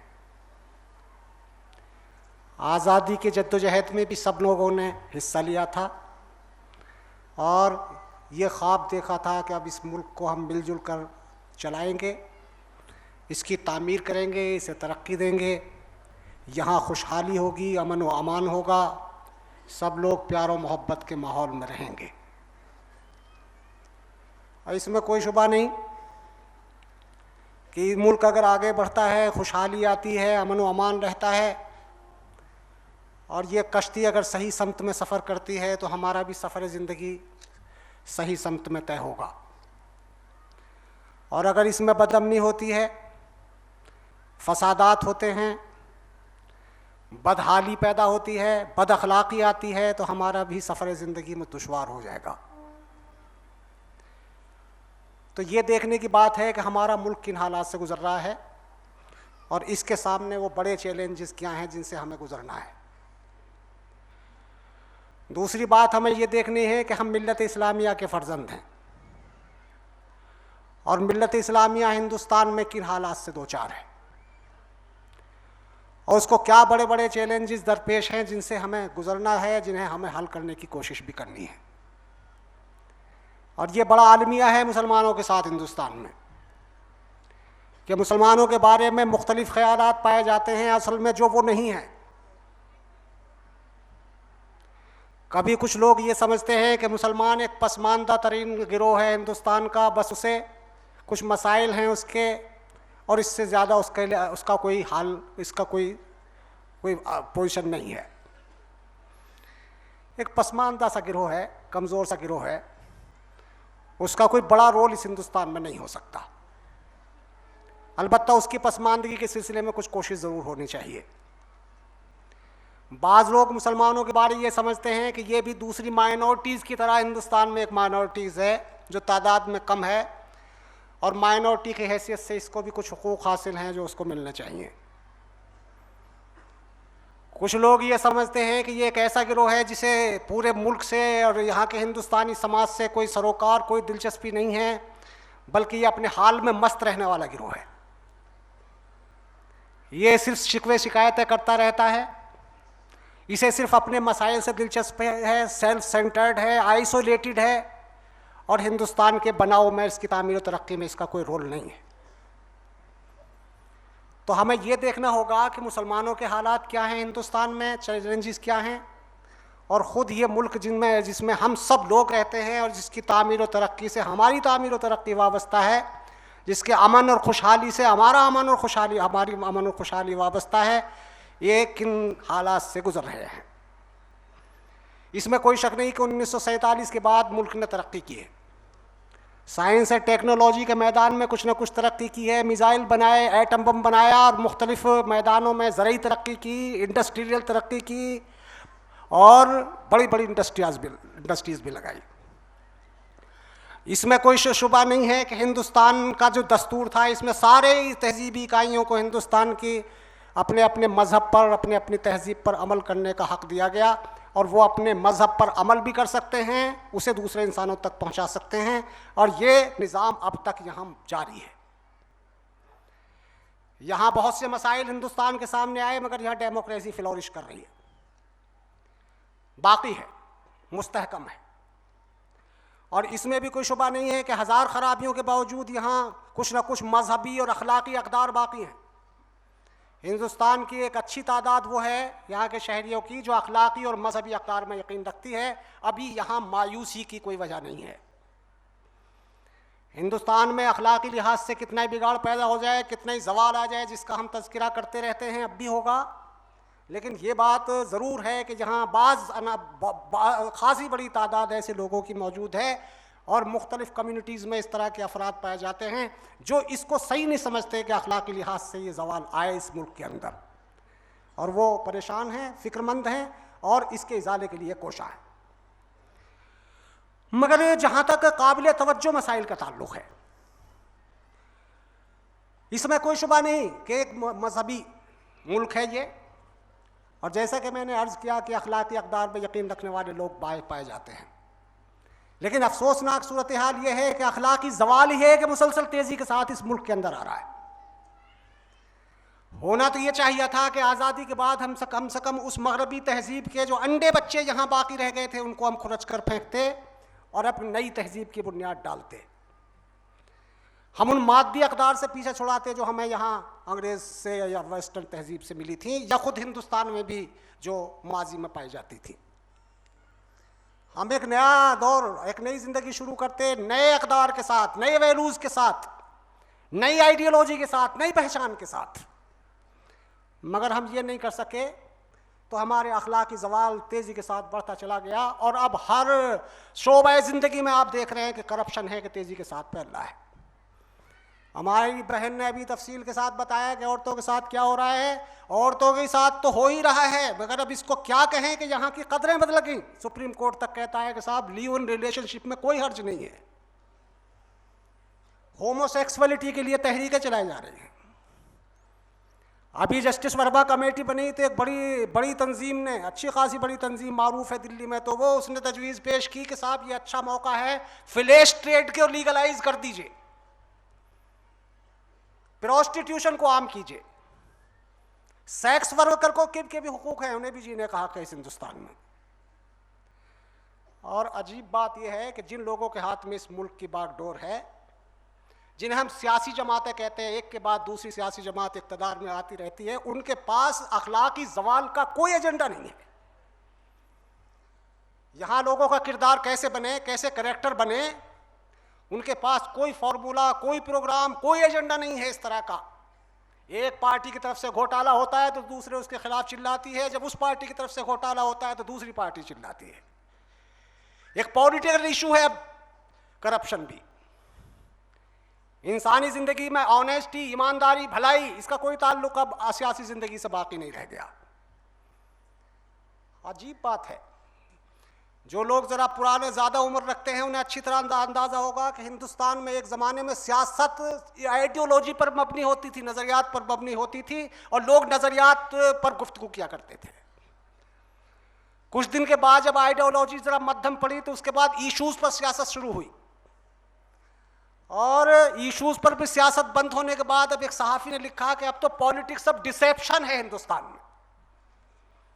बस एक धोखा है, जो जितना कामयाब है धोखा देने में वो आगे अपनी जगह बनाता है। इसलिए कि सियासत में कोई मोरल वैल्यूज लोगों के सामने नहीं है। झूठ क्यों ना बोला जाए इसका कोई जवाब नहीं है, सच क्यों बोला जाए इसके कोई डेफिनेशन नहीं है। करप्ट सियासत है, जराइम से सियासत है, अखलाक से आरी सियासत है। तो मैं ये अर्ज़ कर रहा हूँ कि अखलाकी ज़वाल है इस हिंदुस्तान का कि मुआशरे के हर शोबा हयात में बढ़ता चला जा रहा है, और जिन लोगों के हाथ में इक़्तिदार है हिंदुस्तान का, या इक़्तिदार आता है और जाता है, उन लोगों के पास इसका कोई प्रोग्राम, कोई एजेंडा, कोई लायबल नहीं है। दूसरा मसला ये है कि ये हिंदुस्तान जब आज़ाद हुआ तो हमने बहुत सोच समझ करके जो यहाँ का दस्तूर बनाया था वो ये था कि ठीक है, नज़रियात, अफकार, तहजीब, मज़ाहिब, इसमें फ़र्क ज़रूर है। एक प्लूरल सोसाइटी है हिंदुस्तान की, और प्लूरल सोसाइटी उसी वक्त तक मुस्तहकम रह सकती है जब तक कि वो हर तबके को, हर ग्रुप को पूरी आज़ादी हासिल हो अपने तहजीब पर, अपने ख़यालात पर, अपने मज़हब पर अमल करने की, और उसको ये भी आज़ादी हो कि वो जो कुछ मुल्क के मफाद में समझता है उसे दूसरे इंसानों तक पहुँचाए। लेकिन और इसी का नाम डेमोक्रेसी है। डेमोक्रेसी के मायने ये हैं कि आप अपनी बात को लोगों तक पहुंचाइए और दूसरों को ये हक दीजिए कि वो उसे एक्सेप्ट कर सकते हैं, रिजेक्ट कर सकते हैं दलाइल की बुनियाद पर। मगर दो बड़े खतरे इस हिंदुस्तान में पैदा हो गए और बड़ी तेजी के साथ। वो न सिर्फ ये कि बाकी वो बढ़े हैं बल्कि आगे भी बढ़ते चले जा रहे हैं। एक मसला है यहाँ फिरका परस्ती का और दूसरा मसला है यहाँ फासिज्म का, और जो दोनों डेमोक्रेसी की जिद हैं।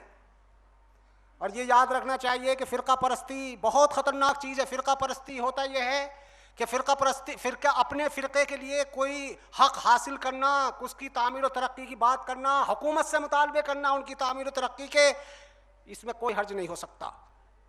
मसला वहाँ आता है कि जब आप दूसरों को फ़िरके को नुकसान बनाकर पहुँचा करके अपने फ़िरके को फ़ायदा पहुँचाना चाहते हैं। ये पहला मरहला होता है कि दूसरों को नुकसान पहुँचे, दूसरों को नुकसान परवाह किए बगैर अपने फ़िरके को फ़ायदा पहुँचना चाहिए। दूसरा मरहला ये होता है कि खुद फ़ायदा पहुँचे ना पहुँचे दूसरे फ़िरके को ज़रूर नुकसान पहुँचना चाहिए, और दूसरे के ख़िलाफ़ मंसूबे बनाना, स्लोगन्स देना, उनके ख़िलाफ़ नफ़रत का प्रचार करना, उसके लिए लिटरेचर तैयार करना, तकरीरें करना, प्रोग्राम बनाना, पॉलिसियाँ बनाना, तंजीमें खड़ी करना, ये इस हिंदुस्तान में पूरी तारीख़ बता रही है। और ये बात अब आगे बढ़ती चली जा रही है। तो फ़िरका परस्ती का एक जहर है जो बड़ी तेज़ी के साथ इस मुल्क में पड़ रहा है, और अगर हर फ़िरका दूसरे के ख़िलाफ़ खड़ा हो जाए तो ये याद रखना चाहिए फिर उसे किसी बाहर के दुश्मन की ज़रूरत नहीं होती, बल्कि उसके मुख्तलिफ़ फ़िरक़े और मुख्तलिफ़ गिरोह एक दूसरे को नुकसान पहुँचाने, तबाह करने में अपनी क़ुव्वत और अपना वक्त सर्फ करते रहते हैं, और मुल्क है कि तबाह होता चला जाता है। एक बड़ा चैलेंज है इस मुल्क के लिए, इसका सामना कैसे करेंगे, क्या होगा, सोचने की ज़रूरत है। और ये बस जहन में रहना चाहिए कि फ़िरका परस्ती वो चीज़ है जो न सिर्फ दूसरों को खाती है बल्कि खुद जो फ़िरका परस्त है वो अपने आप को भी खाने लगता है। एक चीज़ तो ये। दूसरी चीज़ है फासिज्म। फासिज्म ये है कि साहब आप वो करेंगे जो हम चाहेंगे। हिंदुस्तान में ऐसी तहरीक, ऐसी तंजीमें मौजूद हैं कि जो ये कहती हैं कि आपको यहाँ रहना है तो आपको ऐसा ही करना है, यही पहनना है, यही खाना है। और इस मिजाज के साथ याद रखिए कि मुल्क तो मुल्क, कोई घर भी नहीं चल सकता।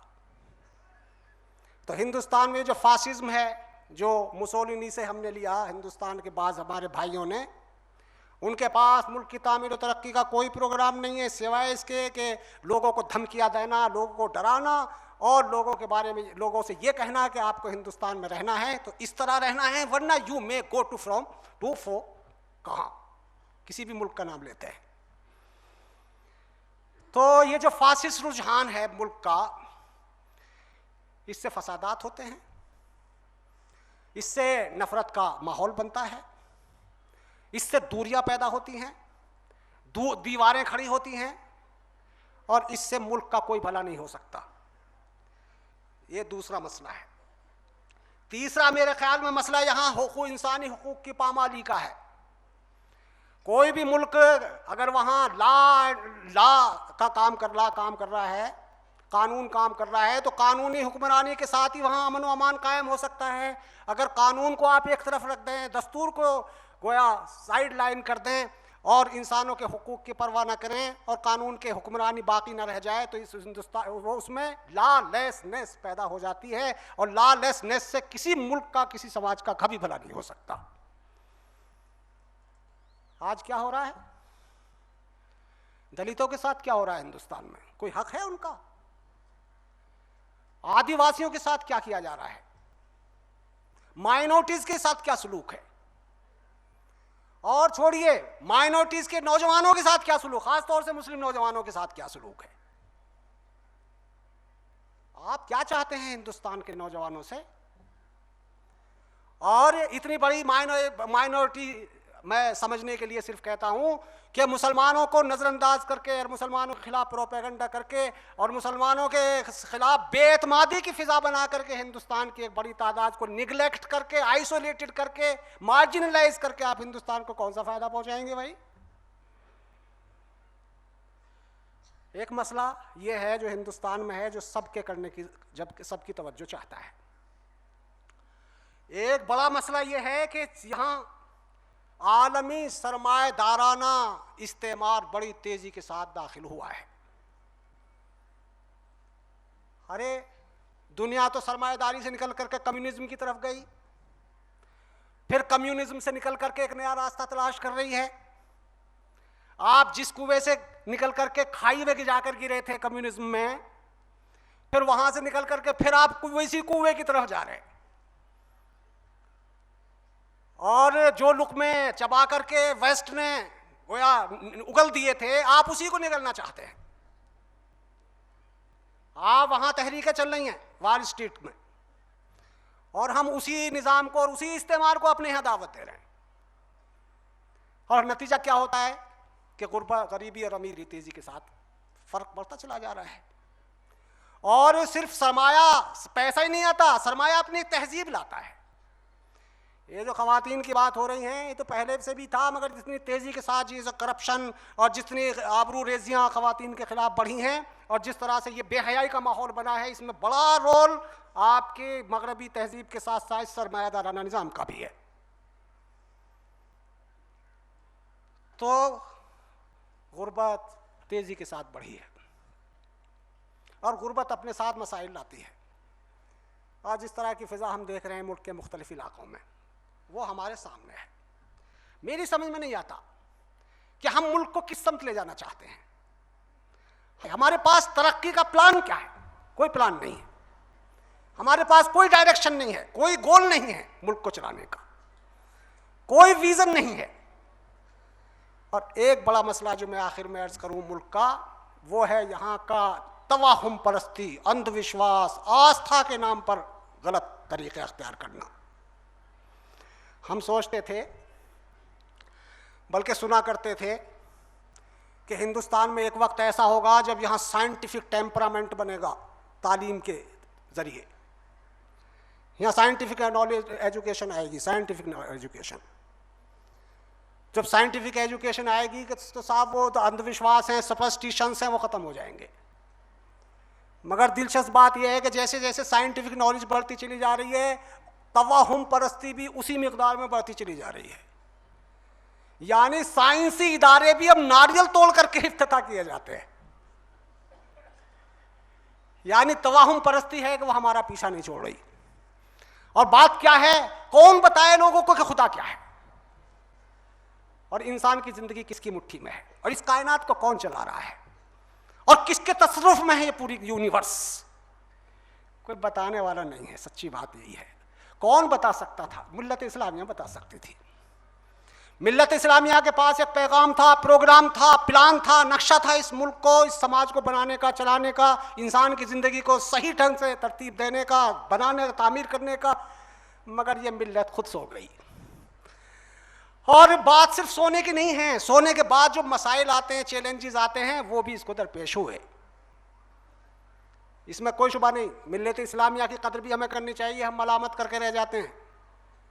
मिल्लत इस्लामिया की एक खूबी यह है कि उसने मुश्किल हालात में भी हौसले के साथ जीना सीखा है और इसने बड़े बड़े मुश्किल हालात में अपने ईमान की हिफाजत की है।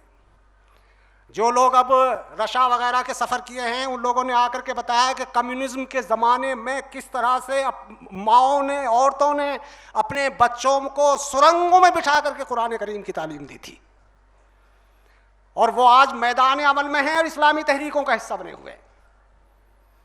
मुस्तफ़ा कमाल पाशा के ज़माने में बज़ीउज़्ज़मान नूरसी वगैरह का जिक्र आपने कल परसों सुना होगा। वो उस आदमी ने गड्ढों में बैठ करके, गार में बैठ करके रिसाले तैयार किए और उसे समाज के अंदर फैलाया और बड़ी खामोशी के साथ वो नौजवान जो थे वो नकल कर करके फैलाते थे। और मुस्तफ़ा कमाल पाशा का जाबिराना इक़्तिदार वहाँ मौजूद था जिसमें इस्लाम का नाम नहीं लिया जा सकता था। तो मैं ये अर्ज़ करता हूँ कि अभी इस्लाम के नाम पर ही अपनी जान देने को तैयार है। रसूलुल्लाह सल्लल्लाहु अलैहि वसल्लम की तौहीन होती है तो देखिए कैसा बेचैन होता है। कुरान करीम की तौहीन करता है कोई तो अपनी जान देने को तैयार होता है। ये बड़ा कीमती जज्बा है। मगर सिर्फ जज्बे से तो दुनिया नहीं बदलती। दुनिया बदलती है एक्शन से, सही तसव्वुर के साथ, सही शऊर के साथ। तो नतीजा क्या हुआ कि हमारे सामने भी बड़े बड़े चैलेंजेस आकर खड़े हो गए। सबसे बड़ा चैलेंज जो मौत है किसी कौम की, वो है तसव्वुर दीन का ज़वाल।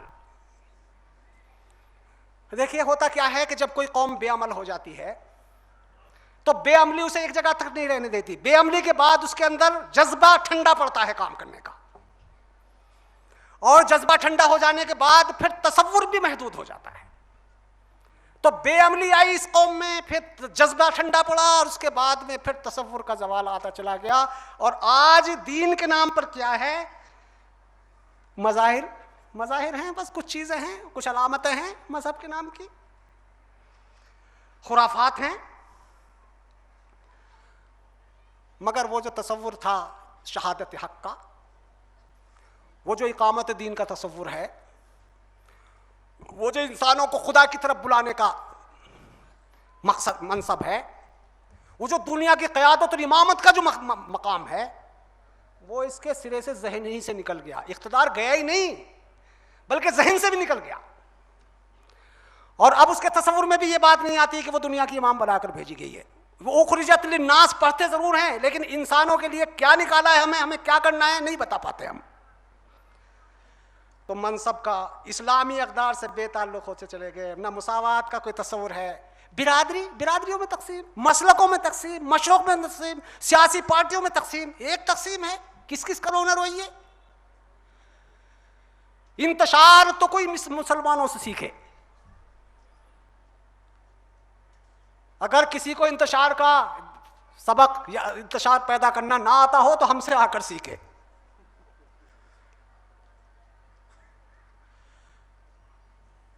दिफाई जहनियत पैदा हो गई हमारे अंदर, दिफाई जहनियत।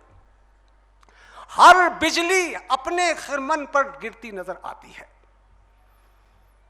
घबरा जाते हैं। कोई बात हो, कोई मसला पैदा हो, कहीं से कोई बात आ रही हो, हर चीज हमारे खिरमन पर गिर रही है, हमारे नशेमन को जला रही है। ये खौफ की नफ्सियात, ये दिफा का एहसास। और उसने क्या हुआ कि हमें सेल्फ सेंटर्ड बना दिया। हमें कोई दिलचस्पी नहीं होती यहां की किसी और कम्युनिटी का कोई मसला हो। तो दिलचस्पी होती है तो सिर्फ अपने मसाइल से। किसी ने बड़ी अच्छी जुमला कहा, उसने कहा कि मुसलमान हिंदुस्तान में रहते हैं, ये केक खाते जरूर हैं, बनाने में इनका कोई रोल नहीं है। आइसोलेशन के साथ, शिकवे शिकायतों के साथ, खुद मलामती के एहसास के साथ। यह भी बड़ा मसला है किसी कौम का। अपने आप को मलामत करने लगती है, अरे साहब हमारे अंदर खराबी हैं, अरे साहब हम बिलाशुबा हैं खराबियां। लेकिन सवाल यह है कि खराबियों का जिक्र करते रहना जो है वो तो कोई मसले का हल नहीं है। दिफाई जहनियत हो गई, अपने मसाइल में तक महदूद होकर रह गए। हालात को तब्दील करने का कोई दाइया मौजूद नहीं रहा। ये दुनिया कहाँ जा रही है, ये मुल्क किस हालात से गुजर रहा है, ये कि अल्टीमेटली किस कुएं में जाकर के गिरेगा, हमें इसकी कोई परवाह नहीं होती। हमारे तज़किरे अपने मजलिसों में क्या, मुसलमानों के साथ ये हुआ, ये होना चाहिए था, वो होना चाहिए था। दुनिया के साथ क्या हो रहा है, दूसरी कम्युनिटीज के साथ क्या हो रहा है, ये मुल्क किधर जा रहा है, इसके तज़किरे हमारे यहाँ बहुत कम होते हैं। इंतशार, सियासी लिहाज से फ्रस्ट्रेशन, क्या करें जी। सला फला पार्टी है, वो तो टेक इन फॉर ग्रांटेड समझती है हमें। उसे तो समझती है कि साहब हमारा वोट आखिर और कहां जाएगा सिवाय उसके। अच्छा, वोट की तो बड़ी कीमत है ना दुनिया में, डेमोक्रेसीज में। सवाल यह है कि कभी हम सर जोड़ कर बैठते हैं कि हमारे वोट की कीमत कैसे बढ़ेगी। या सियासत में जो हमारा फ्रस्ट्रेशन है, हमारे जो कमजोरी है, ये जो हमारा एम्पावरमेंट हमारा नहीं है सियासत में, इसका रास्ता क्या हो सकता है। आइए अब हम इस पर सोचे, करें क्या, सवाल यही है। ये तो मैंने भी रोना शुरू कर दिया। मेरे ख्याल में बहुत सोचने समझने की ज़रूरत है। ये जो इस्लाम और मुसलमानों के खिलाफ प्रोपेगेंडा आलमी सतह पर हो रहा है और ख़ुद हिंदुस्तान में हो रहा है, इसके बहुत से वजूह हैं। मुसलमानों को फ्रस्ट्रेशन भी करना चाहते हैं, मुसलमानों को डिमोरलाइज भी करना चाहते हैं, उनके हौसलों को पस्त भी कर देना चाहते हैं, उनके खिलाफ नफरत की एक दीवार भी खड़ा कर देना चाहते हैं। मैं समझता हूँ ये सारे वजूह हो सकते हैं, मगर एक बड़ी वजह उनके खौफ की नफ्सियात भी है। वो ये समझते हैं कि अगर इस्लाम को इसी तरह खुलने और फलने फूलने का मौका मिला तो पता नहीं क्या होगा इस हिंदुस्तान का मुस्तकबिल या दुनिया का मुस्तकबिल। डरते हैं, खौफ खाते हैं। इसलिए ऐसी तस्वीर बनाओ इस्लाम की और मुसलमानों की कि लोग डरने लगे, घबराने लगे और उससे दूर भागने लगे। वो अपना काम करेंगे, मगर हमें तो अपना काम करना है कि हिंदुस्तान में सबसे बड़ा काम जो हमें करना है वो हिंदुस्तान में इस्लाम का तारुफ कराना है। देखिए, इसके बगैर हमारा कोई फार्मूला, कोई राय अमल कामयाब नहीं हो सकता। हम कहते हैं कि साहब देखिए फलां बिरादरी जो थी उसने एक सियासी पार्टी बनाई, फिर वो ये हो गया, फिर वो ठीक है, सियासत में हमारा रोल होगा और सियासी पार्टी भी हम बना सकते हैं, सियासी पार्टियों के सिलसिले में हमारा रोल, मगर हमारा मसला वाहिद सियासत से हल नहीं हो सकता। खास है तरकीब में कौमे रसूल हाशमी। हो सकता है यादवों का मसला हल हो जाए, लिंगायतों का मसला हल हो जाए, हो सकता है किसी और बिरादरी का मसला हल हो जाए, मगर हमारा मसला वाहिद सियासत से नहीं। सियासत भी एक जुज होगा, लेकिन असल मसला है, हमारा मसलाइल का हल है हमारी वो दावत, हमारे वो पैगाम, खुदा की तरफ बुलाना, इंसानों को खुदा से जोड़ना, खुदा के दीन से वाकिफ कराना और खुदा के दीन में लोगों को की तरफ पुकारना। ये अगर नहीं करते तो सारे फॉर्मूले नाकाम है हमारे। और मुसलमानों ने बहुत कुछ किया हिंदुस्तान में, मगर यही नहीं किया। अब थोड़ी बहुत बेदारी आई है, तहरीक इस्लामी ने भी कुछ काम किया है, अब दूसरे हजरात भी कुछ मुतवज्जे होने लगे हैं, तो अब लोगों की नींदें हराम हो रही हैं। मगर हम लोगों की नींदें हराम नहीं करना चाहते, हम तो दीन को रहमते का एक निज़ाम की हैसियत से इंसानों के सामने पेश कर रहे हैं। देखिए, दो तरीके होंगे दावत के। एक तरीका दावत का है अफराद को पुकारना जन्नत की तरफ, दोज़ख से निजात दिलाना, फलाह तरक्की, इंसानों की निजात। यह है रास्ता जिस पर दुनिया में चल करके सुकून पाओगे, मरने के बाद जन्नत मिलेगी। एक दावत है इस मुल्क को, इस समाज को दावत देना। मुल्क के बाशिंदे जिन मसाइल से दो चार हैं, गुर्बत है, एनवायरनमेंट है, और क्या क्या चीज मसाइल हैं जिनकी एक तवील फहरिस्त हो सकती है, हमें यह बताना होगा कि अल्लाह के दीन की रोशनी में इन मसाइल का हल किस तरह निकल सकता है। यह हमारी जिम्मेदारी है। अदल इंसाफ की बात आती है, अभी आप कह रहे हैं जस्टिस मिलना चाहिए, ठीक बात है। जस्टिस कैसे मिलेगा? जस्टिस के लिए ये गिरोह जद्दोजहद करेगा, ये गिरोह जो हिंदुस्तान में काम कर रहा है मुसलमान, इसलिए कि इसकी तालीम ही है, नबियों को भेजा ही अदल के इंसाफ के क़याम के लिए है। इसी के लिए ये तालीम है कि इज़ा कुल्तुम फ़ादलू वलो कान ज़ा क़ुरबा, जब तुम बोलो तो इंसाफ की बात बोलो, चाहे मामला रिश्तेदारों का क्यों हो, तुम्हारी कम्युनिटी का क्यों ना हो। यही है जो रसूलुल्लाह सल्लल्लाहु अलैहि वसल्लम से कहलवाया कुरान मजीद में, आदिलू उमिरतु लियादिला बैनकुम, मुझे तो हुक्म ही दिया गया है इसका कि मैं इंसाफ करूं। तो क्या हम जैसे लोग यहाँ अदल इंसाफ की बात इंसानों तक पहुँचाना, उनके लिए जद्दोजहद करना, ये काम अगर हम नहीं करेंगे तो हम दीन के तालीमात पर अमल नहीं करेंगे। तो ये इंसानों को पुकारना, मुल्क को भी आवाज़ देना कि ये वाहिद रास्ता है, ये हमारा दीनी फरीज़ा भी है, ये इंसानों से मोहब्बत का तकाजा भी है कि इंसान जिस तरफ जहन्नम की तरफ जा रहा है उसे तेज़ी के साथ आगे बढ़ करके जन्नत के रास्ते पर बुलाया जाए। ये वो काम है जो मुसलमान ही कर सकता है हिंदुस्तान में। अरे साहब, एक साहब किशन पटनायक थे, क्या बताएं, इससे ज़रा अलग हटकर मैं कहता हूँ, उन्होंने कहा एक जगह कि दुनिया में सिर्फ मुसलमानों के पास एक ऐसा हथियार है, अगर ये उसको इस्तेमाल कर दें तो अमेरिका ज़मीन पर आ जाएगा। उनसे पूछा, सोशलिस्ट लीडर थे, राज्यसभा में रहे, उनसे पूछा भी क्या हथियार है? वो है बिलासूदी निज़ाम हिंदुस्तान में, इनके दीन का। सारी मईशत दुनिया की सूद पर चल रही है, अगर मुसलमान बिलासूदी मईशत का तारुफ दुनिया के अंदर करा दें तो ये जितने सरमाएदाराना निज़ाम के अलंबरदार लोग हैं सब ज़मीन पर आकर के सर टिका देंगे। मगर कौन करे? ये शिर्क है, इस्लाम मुसलमानों के खिलाफ गलत फहमियाँ हैं, हिंदुस्तानी समाज के मुख्तलिफ मसाइल, दुश्वारियाँ, झगड़े, फसादात, ये इन सारे मसाइल का हल है इस्लाम की दावत, और यही हमारा फरीज़ा भी है और यही हमारी निजात का रास्ता भी है। तो पहला काम तो यही है, अल्लाह की तरफ दावत देना, मुल्क को भी, इंसानों को भी, बहैसियत फ़र्द भी, बहैसियत समाज भी, बहैसियत मुल्क भी। और फिर आप देख सकते हैं, मैं बहुत एहतियात से कहता हूं कि हिंदुस्तान में अब आपसे बात करने की कोई पोजीशन में नहीं है इस मौजू पर। कल जब हम कम्युनिस्ट से बातें करते थे वो अपनी दलील दिया करते थे, हम भी अपनी बात कहते थे। अब कोई बात करने के, अब तो वो कम्युनिस्ट भी ये कहते हैं कि साहब वो तो एक दूर की बात थी, दूर का ख्वाब था। तो अब इस मुल्क को कौन रास्ता दिखाए? मुसलमान दिखा सकता है। जमात इस्लामी इस सिलसिले में कोशिश कर रही है खुसूसियत के साथ। एक बात और है, अब वो ये है कि मुसलमान इस सिलसिले में आगे बढ़े, अपनी सफ़ों में इस्लाह पैदा करें, अहले खाना की तरबियत करें, दाई उम्मत बने, इत्तिहाद पैदा करें अपनी सफ़ों में। इत्तिहाद का नुक्ता भी यही हो सकता है कि मिलजुल कर कुछ काम करें।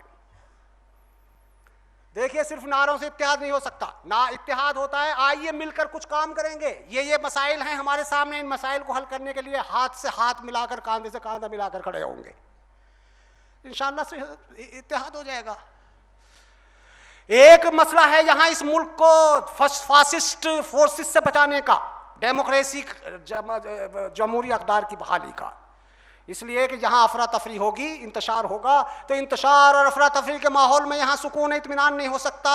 और सुकून और इत्मीनान अगर किसी मुआशरे में ना हो तो किसी सही और दुरुस्त बात पर गौर करने का मौका भी नहीं रहता वहाँ के शहरियों के सामने। यहाँ अमन व अमान रहना, यहाँ आज़ादी रहना, यहाँ एक दूसरे से तबादला ख्याल का माहौल बनाए रखना, ये इंसानी ज़रूरत है और हम सब इसकी जिम्मेदार हैं। एक बात ये भी है कि मुल्क में खिदमत खल्क का मसला है। इंसानों की खिदमत करना, जो इंसानों की खिदमत करता है वही असल में मखदूम बनता है। हज़रत मूसा अलैहिस्सलाम को हम पढ़ते हैं, साहब लड़कियां बैठी हुई थी, जाकर पानी पिला दिया। रसूलुल्लाह सल्लल्लाहु अलैहि वसल्लम को देखते हैं कि साहब वो ख़वातीन वो बुढ़िया के सामान पहुंचा दिया। भाई ये किसके लिए है? ये हमसे ये बहैसियत फ़र्द भी ये मुतालबा है कि हम इंसानों की खिदमत करें, इंसानों के काम आएँ, और बहैसियत मिल्लत भी ये जिम्मेदारी हमारी बनती है कि यहाँ के समाज की खिदमत करें, खादिम की हैसियत से हमारा तारुफ हो, और जो मसाइल ज़िंदगी हैं इंसानों के सामने उसके हल में हमारे एक रोल होना चाहिए। आज नौजवान हैं, मसला हमारे नौजवान तो हैं ही, मुसलमानों के नौजवान हैं, लेकिन गैर मुस्लिम नौजवान भी हैं भाई। और अगर वो जेलों में नहीं है तो दूसरी तरह के मसाइल भी हैं उनके सामने। आइए मिलकर के उन मसाइल के लिए आवाज़ उठाएं। जो नौजवान जेलों में हैं उनके रिहाई की फिक्र करें, जो मुकदमे नहीं लड़ पा रहे हैं उनकी मदद करें, जो जिनके घर वाले परेशान हैं उनके घर वालों की मदद करें। जो कुछ भी हम कर सकते हैं वो कोशिश करेंगे। तो जमात इस्लामी इस सिलसिले में कोशिश कर रही है। ये मिल्लत इस्लामिया का इस हैसियत से यहाँ तारुफ होना चाहिए कि ये खादिम कौम है, और यहाँ जो खिदमत करने वाले दूसरे NGOs हैं, दूसरे इदारे हैं, दूसरी कम्युनिटीज़ हैं, वो हमारी नेचुरल एलाइज हैं। हम उनके साथ ताउन करेंगे, हम तुमसे ताउन हासिल करेंगे और उनके साथ ताउन देंगे। आखिर में वक्त ज़ाहिर है, महदूद है, तो ये काम हमें करना होगा। और एक बात जनाब ये भी है कि हमारी माशी तालीमी पसमानदगी का भी तो कोई हल होना चाहिए। सच्चर साहब कहते हैं कि साहब बहुत पसमानदा कौम है। एक साहब एक ग्रुप मिला प्राइम मिनिस्टर साहब से,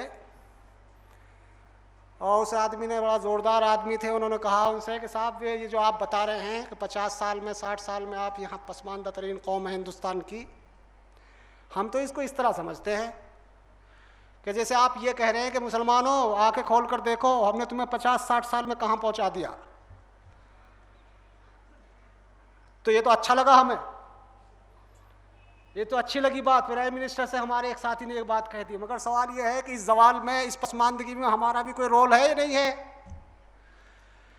हम तो कहते हैं एक दूसरे के साथ उम्मत इकरा है, ये इकरा से शुरू हुई उम्मत, और ये माशी पसमानदी का शिकार तो हो सकती थी चलिए हुकूमत की पॉलिसी से, मगर कुरान शरीफ पढ़ती और साहब दीनियात पढ़ती, कुछ थोड़ा बहुत इब्तिदाई तालीम हासिल करती। इसमें सिर्फ क्या हुकूमत ही के रोल को दखल है या हमारी भी कोई लापरवाही का कहीं कहीं नहीं हिस्सा है?